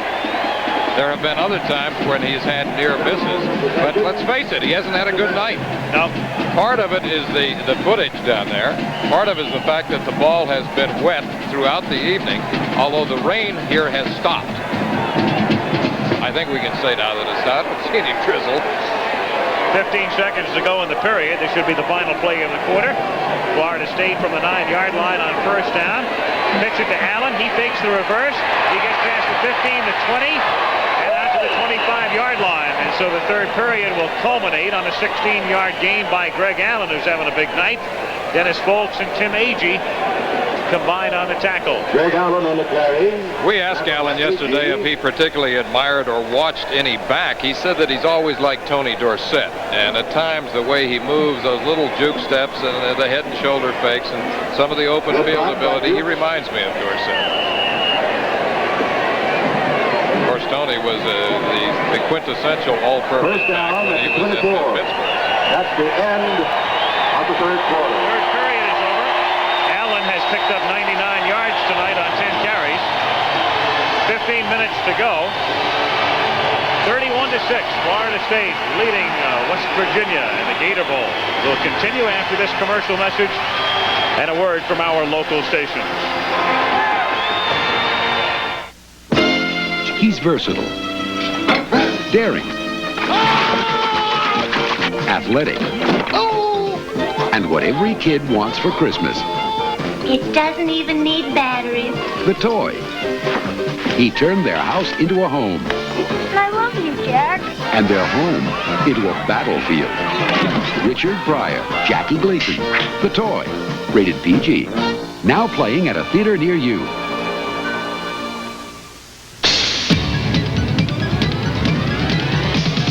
Chevy trucks are taking charge with the all-new S10 Blazer, available with a revolutionary Insta-Track four-wheel drive system. Shift from freewheeling two-wheel drive to four-wheel drive high and back at any speed. S10 Blazer from America's truck sales leader. Top Chevy trucks are taking charge. And now on new 82 models only, get 10.9% financing that can save you hundreds of dollars on financing costs. Sunday, Roger Moore as James Bond in Live and Let Die. Tonight on Action News, we'll hear from Artis Gilmore of the Spurs and see if the hole in the Metrodome will make the Cowboys and Vikings play someplace else. This and more after the game. Looking for year-end dividends? The deal you make at your Toyota dealer now could be your year-end dividend. Toyota reliability is a dividend, too. Listen, during the first year, owners rate Toyota #1 in reliability. Hurry, selection and prices may never be better. Tercels, Corollas, Supras, Celicas, Cressidas, trucks. We want a deal to clear them out by New Year. Time is running out. Look for this sign at participating dealers now. Nobody else can give you the feeling. Toyota. You know, there are two good ways to save big bucks on car care. One, do it yourself. Two, make Auto Shack your parts store. Auto Shack has everything you need to keep your car running right at true discount prices. And here's another real good reason to make Auto Shack your parts store. All the parts I need. I do it myself. And save. Auto Shack, your discount parts supermarket. There's more for you on 24 Action News with Tim Ross. At the Gator Bowl, Al Michaels with Lee Grosscup and Ann Simon as we start the fourth period. It's 1st and 10 for Florida State from the 24-yard line.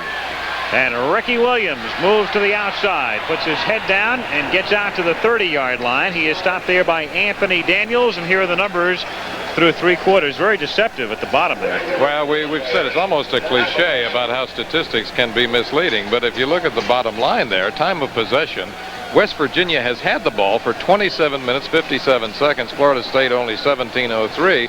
So you look at that and you think, well, we got a pretty close football game. But then you look up at the scoreboard, and the Seminoles are leading 31-6.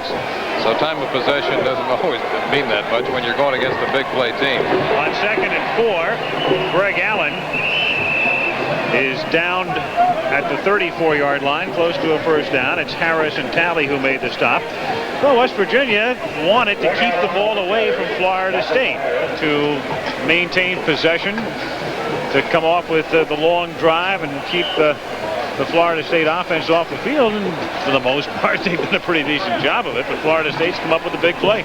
So that's why you've seen the face of Coach Nealon really reflecting that throughout the evening.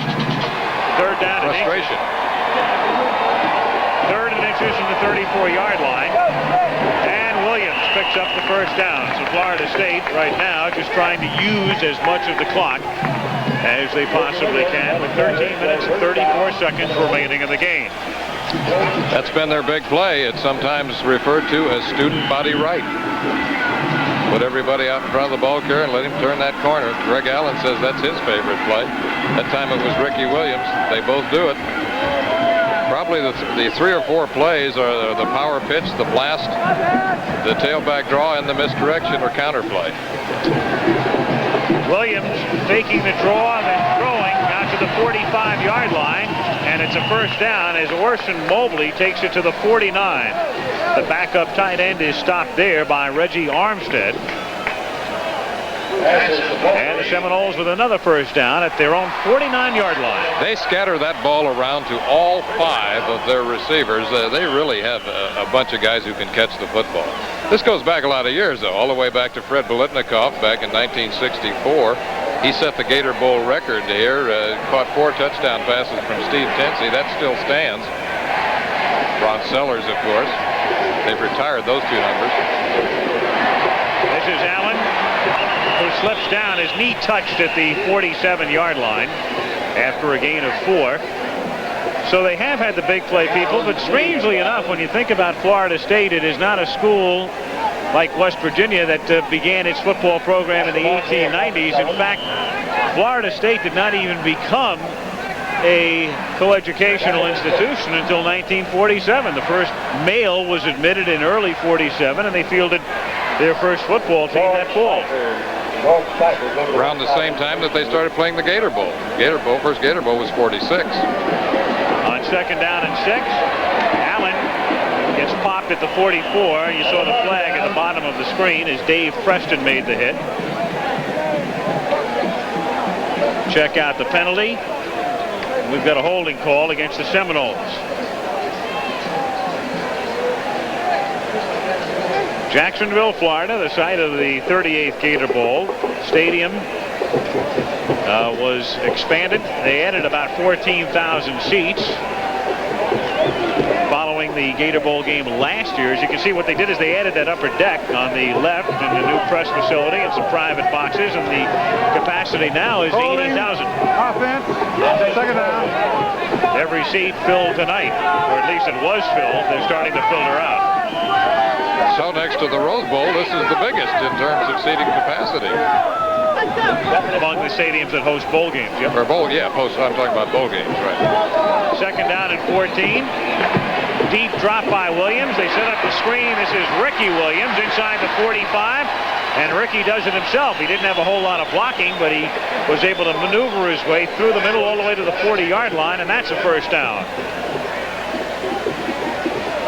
They needed 14.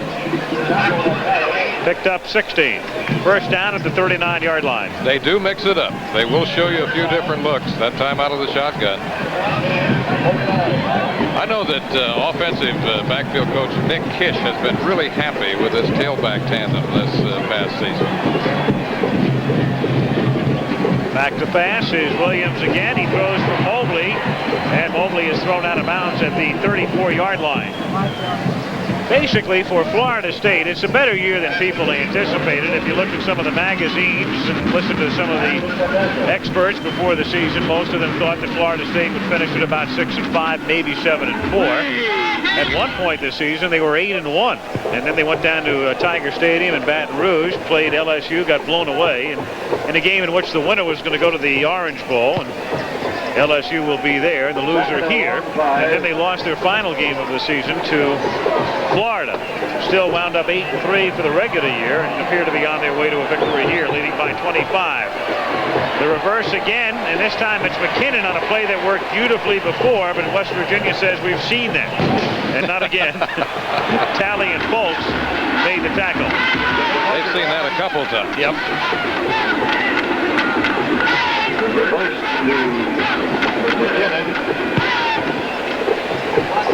Penalty flag is down in addition. And a marker on the play. So the game getting ragged.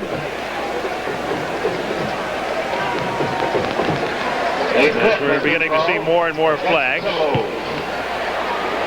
flip against Florida State. Well, Cupper said he likes Penn State in that one. Paterno and company, and they are slightly favored against the Bulldogs, despite the fact Georgia goes into that Sugar Bowl game undefeated. And Penn State goes in with one loss, having lost to Alabama in midseason. But little doubt that the winner of that game will be the national champion.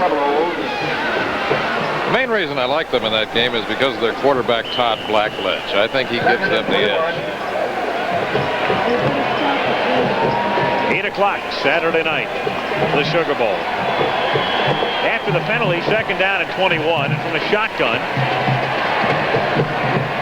Blair Williams has a man open. It's Ouija Thompson. And Thompson gets it to the 38, which is just about the original line of scrimmage, so it'll be third down and 10. He stopped there by Folks and Armstead. Ouija Thompson. 10.5 minutes to play. Third down, call it 9. Florida State at the Mountaineer 38-yard line. Shotgun. Williams throwing and incomplete. It was one-hopped by Tony Johnson at the 21-yard line, and so the punting unit comes in for the Seminoles with 10:07 to play in the game. One-hoppers don't count in this sport. No, sir. Occasionally you'll get away with one, though. Brian Harlow kicking from midfield. It's a terrible looking kick. You talk about a shank. Oh, boy. That's a shank and a half. And they'll mark it out of bounds at the 30-yard line. So it's an 8-yard kick, and we have 10:01 to play in the game, and the Seminoles are in very good shape. And the answer is yes. That's Steve Nicholas. That's Jack's son, who is redshirting this season. He's a sophomore wide receiver at Florida State for Bobby Bowden. His team is leading. West Virginia has the ball. And on first down, it's complete to Darrell Miller, number 81, who picks up 11 as he gets out to the 82. And, of course, there's a great likeness there. He used to caddy for his dad. I guess he still does on occasion. Steve Nicholas. Golden Bear. Yep. Golden Bear Jr. Golden Bear Jr. 6'2", 185. How about those Golden Bears this year? They would not die. Talking about Cal. Talking about the University of California, Joe Cap. First down for West Virginia from the 42-yard line. And this is Curlin Beck on a slow developing play. Stopped by Prince Matt. Second down, Don Nealon. Had a good year. Joe Cap. Listen to Joe doing color on a couple of postseason games. Joe still believes that it was ordained that was going to happen, that run back against Stanford at the end of the season. It was a definitive Joe Cap type of play. They reverted to an old rugby type play to beat Stanford.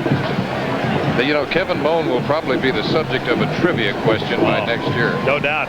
The play of the decade in college football. Second down and 10 from the 43-yard line. Hostetler trying to escape from his own men, and then he gets buried back at the 36-yard line by David Ponder. Been a very good night for the Seminoles and for Bobby Bowden. Bobby Bowden was a scrambling type quarterback back at Samford College in the early 50s. He said that he had one receiver who would simply run down there and get open, and he would run around until he saw him. That was it. That was Vince Gibson, who until recently was the coach at Tulane. Yep. That's the guy. Easy play to call in the huddle, isn't it? You run down there and get open. I'll scramble around and find you. It's the old touch football play. Like you with the Titans. That's right. Third down and 15 from the 37-yard line. Hostetler going deep. Intended for Mullen and batted away by McCrary. And he's had a great night for them defensively. McCrary, 2 interceptions, a touchdown saving tackle, and now Another big deflection. There he is. We are going to be choosing a most valuable player for both teams on behalf of Chevrolet. More to come on that. Here's the play again. Play action fake. And it looks momentarily as if Gary Mullen, number 1, is going to be open going to the post pattern. Harvey Clayton, number 24, and Brian McCrary, number 43, right there on the coverage. Florida State now takes a timeout as West Virginia comes in ostensibly to punt. 7:59 remaining in the game.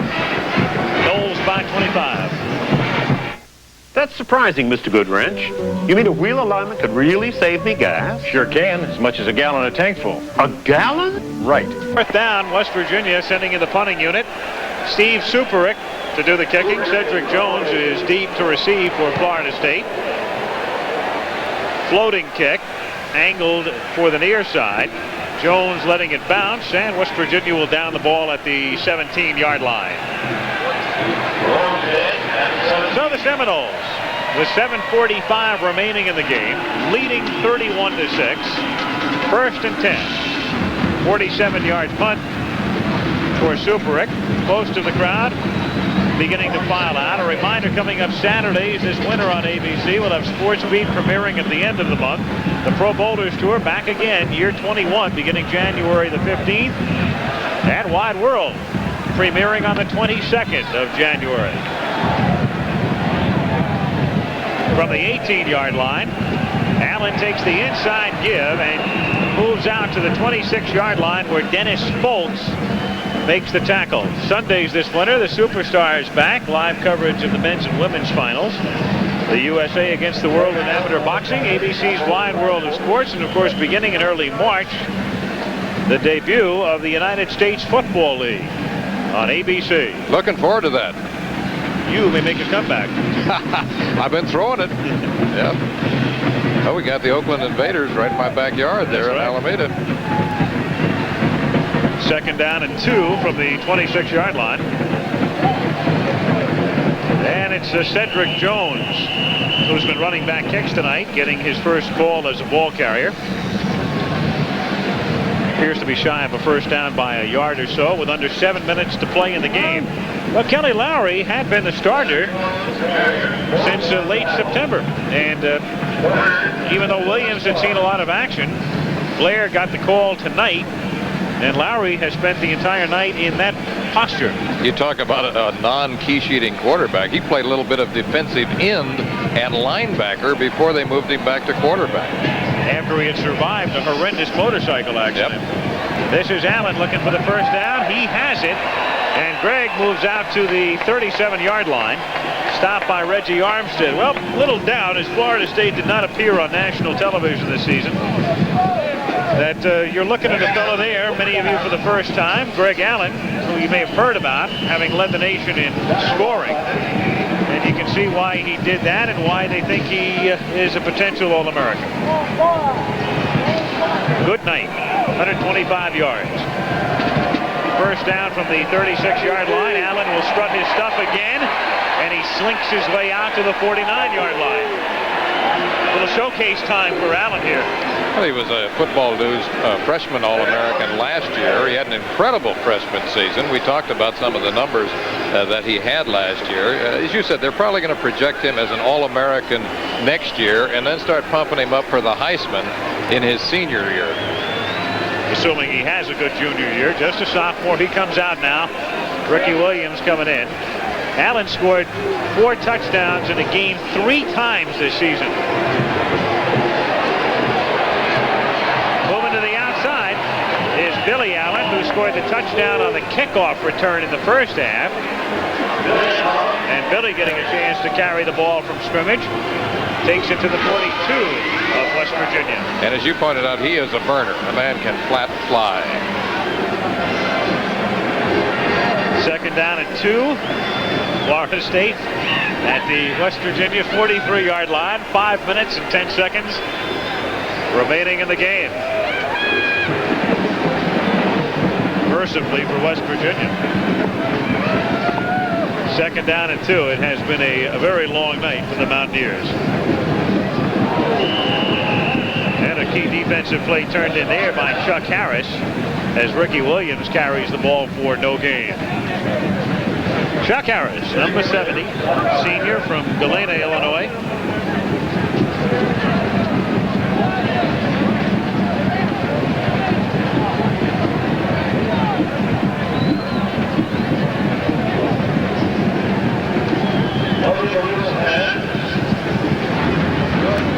.450 to play in the game. Had a flag on the last play and a 5-yard penalty to be assessed. Here's the call. Illegal use of the hands. Offense. Florida State's been whistled several times tonight, but the penalties really haven't hurt them. I said at the very top of the show, and talking about the quarterback tandem, that probably both would play unless one got the hot hand. Blair Williams having a good night, 14 of 26 for 164 yards, and of course that touchdown just before halftime. 2nd down and 8. Fake the swing. Coming back the other way is Williams. And Williams, looking like Hostetler, bounces his way to the 43-yard line. Stopped by Armstead. He's going to have to learn to not do that if he wants to survive. Absolutely. Absolutely. He made a good move, though, because he had a quick screen called to his left, and he saw the pressure there. If he had thrown the ball out there and lobbed it, it could have gotten picked off, so he moved back to his right and scrambled for good yardage. Now, let's see. What do those numbers reflect? They reflect the dominance of Florida State in the second half in particular. The fact that earlier in the game, on the ground, West Virginia had a 2-to-1 edge. Everything's been turned around, though, as Williams throws incomplete on 3rd down and 3. So it's a 4th down upcoming. Mobley was the intended receiver. 4th down and 3 with 3 minutes and 48 seconds remaining in the game. Our guys in the booth doing a great job tonight. Kelly J. Hayes fighting the flu bug, which you and I will have tomorrow, no doubt. Absolutely. George Hill, statistician. 4th down and 3 from the 44, and they'll go for it. And this is Billy Allen trying to cut back inside, and Billy Allen is going to get that first down with a move to the outside. As he takes it to the 36-yard line, Tim Agee making the tackle. Boy, they have some athletes, don't they? And they keep coming at you. You'll remember this night for a long time. This is not a dream. This is a nightmare. Yeah, no doubt. It was a very important game, too, for West Virginia in the sense that it gave them the national exposure. They were 9th and 10th, and the two polls had a chance to move up, but that won't be the case as they trailed by 25 with 3 minutes and 37 seconds remaining in the Gator Bowl. Gross Cup back at the Gator Bowl with 3:37 to play in the game. Florida State 1st and 10 at the West Virginia 37-yard line. Florida State on top by 25, and Williams going long, looking for some more, and it's picked off at the 4-yard line by Steve Newberry. Ouija Thompson was the intended receiver. So Newberry, who was burned earlier, comes back with an interception. He made 4 during the regular season.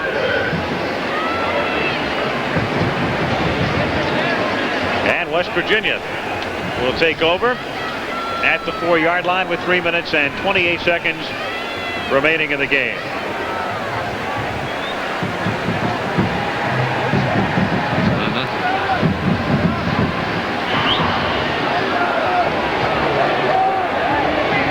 Kevin White is the new quarterback, number 14. First time we've seen him tonight. Hostetler's backup. And he'll roll to his right and throw out of the end zone, and the pass is complete to the tight end Rao, who breaks a couple of tackles and works his way out to the 27-yard line, where he's stopped by Gary Henry. First down. The executive producer of ABC Sports is Roone Arledge. Ken Wolf producing tonight's game. Larry Cam, our director. Technical director was Warner Gunther.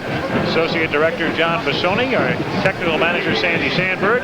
Murray Schwartz, our unit manager. Earl Woody Fryman, the assistant to the producer. We thank you, gang, for working here in the rain. From the 27-yard line. And the sack by Alfonso Carricker of Kevin White. There's Carricker. He likes to prance around. Get the crowd going. High five here, high five there.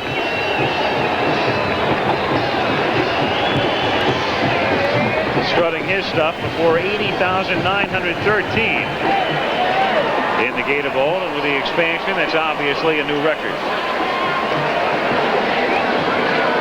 Second down and 19 from the 19-yard line.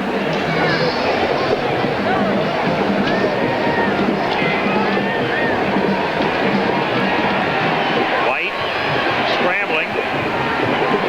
And it's complete to Miller, who breaks some tackles and gets spun down after he picks up the first down out of the 42-yard line. Darrell Miller. That's exciting for a young sophomore quarterback to come off the bench like that in a nationally televised game and complete your first two passes. Kevin White, 6 feet, 180 pounds. He's a sophomore from Casa Grande, Arizona. And he's throwing to his wide receiver, number 81 there, Darrell Miller. Just runs a little curl out pattern. And that ball was right on the numbers. 42-yard line, first down. And the reverse. It's Mullen. And he's run out of bounds after he picks up a first down in Seminole territory at the 47-yard line. And we're down to 145. And there is Greg Allen. He's a quiet fella. Chatted with him yesterday. He has 138 yards on the evening, 15 carries, 2 touchdowns. Still quite a ways away from the Gator Bowl record, though, which is 216 yards, set by Floyd Little, Syracuse. That goes back a few years. We're talking about the mid-60s there. First down at the 46 for West Virginia. White forced to scramble again, looking for the sideline. And he finds it. 1:36 to go.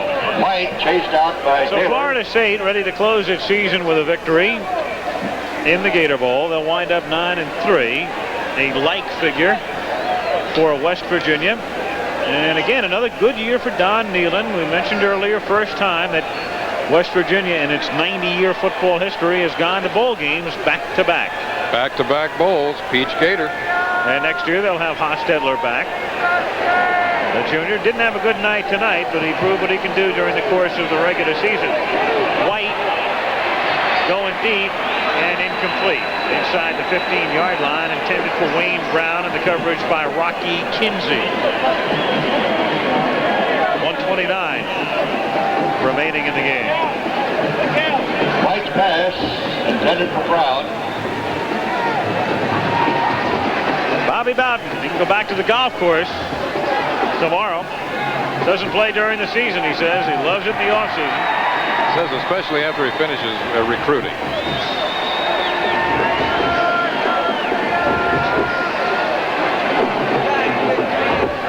Wonder if he takes tips from Nicholas's kid.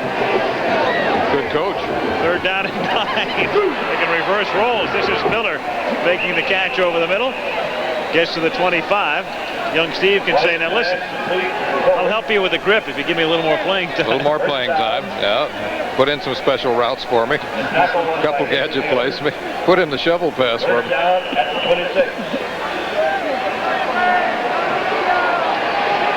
Well, Happy New Year, partner. Been great working with you again. Great year. Great. Enjoyed it very much. Liked it. Anybody want to tell Happy New Year? Well, we'll think about it. Whole bunch. Here's White.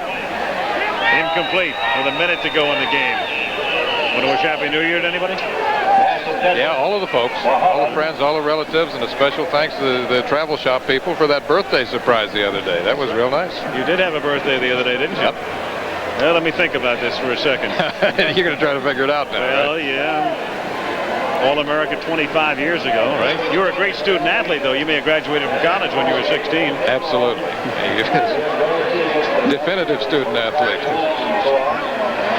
Second down and 10 at the 25-yard line. Again, they fake the reverse this time, and wide open for the touchdown is Miller. So they go to the second string quarterback, and they go to the very back pages of the playbook, and they come up with their first touchdown of the night.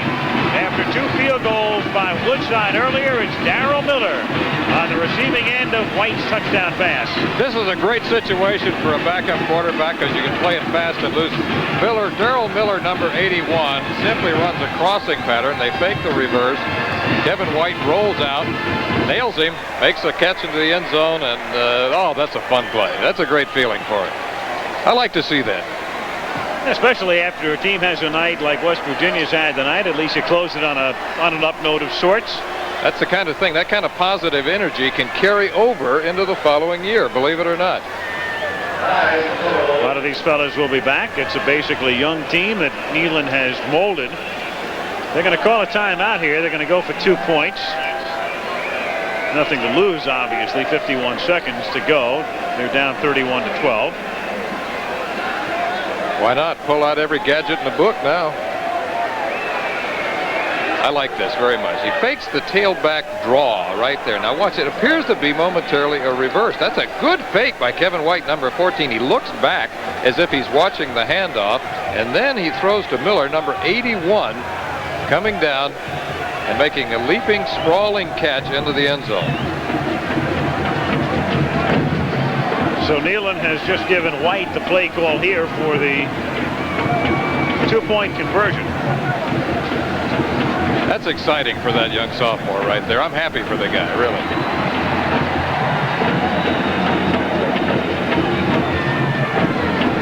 Rough night for Hostetler, frustrating. And like you say, during the year, it really hasn't shown that because he had a great season. 2-point conversion attempt. White, and it's deflected and incomplete. So they come up short there. And Florida State will get set to receive the kick after the West Virginia touchdown. So the Mountaineers able to cross the goal line with 51 seconds to go in the game. 31-12 FSU. Florida State 31, West Virginia 12. Under a minute to go. Florida State expecting an onside kick from Woodside, and they get it, but they cover it. We also have a penalty flag down. Might have an offside call coming up on West Virginia. Cedric Jones was covering the ball. Offside kickers decline. First down. And the kicking unit offside. So Florida State at the 49-yard line, and unless West Virginia wants to stop the clock, and they have all 3 timeouts remaining, Florida State can just fall on it and end it. 31-12. The Seminoles on top. Bobby Bowden completing his 7th season in Tallahassee.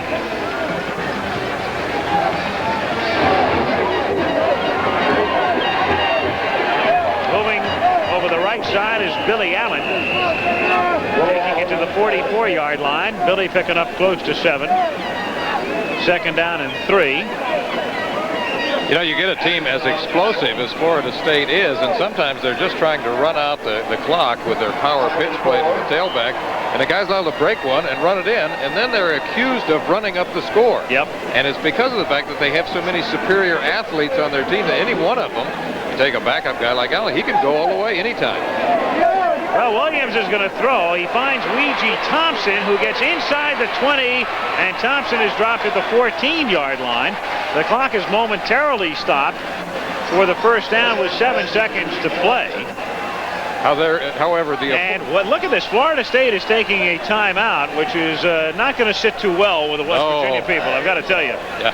I was going to say the aforementioned appraisal would no longer apply because right now it appears that they are trying to run up the score, and I don't understand that. This is so uncharacteristic of Bobby Bowden's approach. I mean, he's such a gentleman, and you would think that now they would just simply want to get the game over with. Well, you wonder if Bowden, in fact, called it. It might have been one of the players who asked for a timeout, perhaps. Yeah, in fact, maybe that's why Bobby looks upset right now.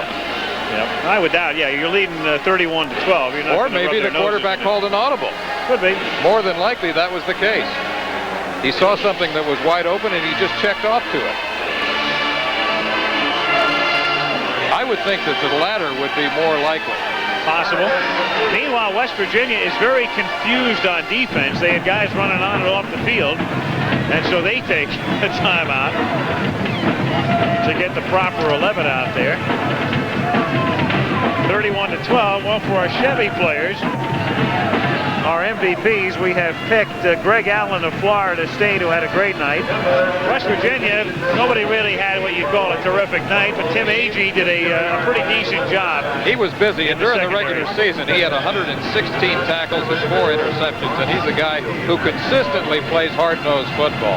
Greg Allen had one of the good nights in Gator Bowl history, quite a way short of the record by a point little, but 138 yards rushing tonight, and he scored 2 touchdowns.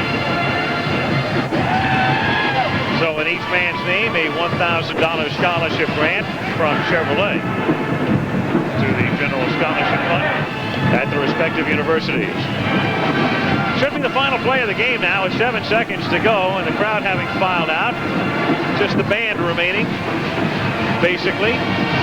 And Williams, well, he's going to look for 6 more points, and he'll come up short on a pass that's completed down to the 5 to Jeff Bouch, Bobby's son, and that's it. That's the end of the ball game. Florida State came in as a slight favorite. They led by 11 points at halftime. Bouch gets a ride off the field. The Seminoles end the season with a mark of 9-3. And they're a young team, and a lot of fellas are coming back. And so when you look ahead to 1983, I think Florida State's going to wind up in a lot of folks' preseason top 10. Seminoles winning it 31-12 over the Mountaineers of West Virginia, and will return to the Gator Bowl in Jacksonville, Florida right after this.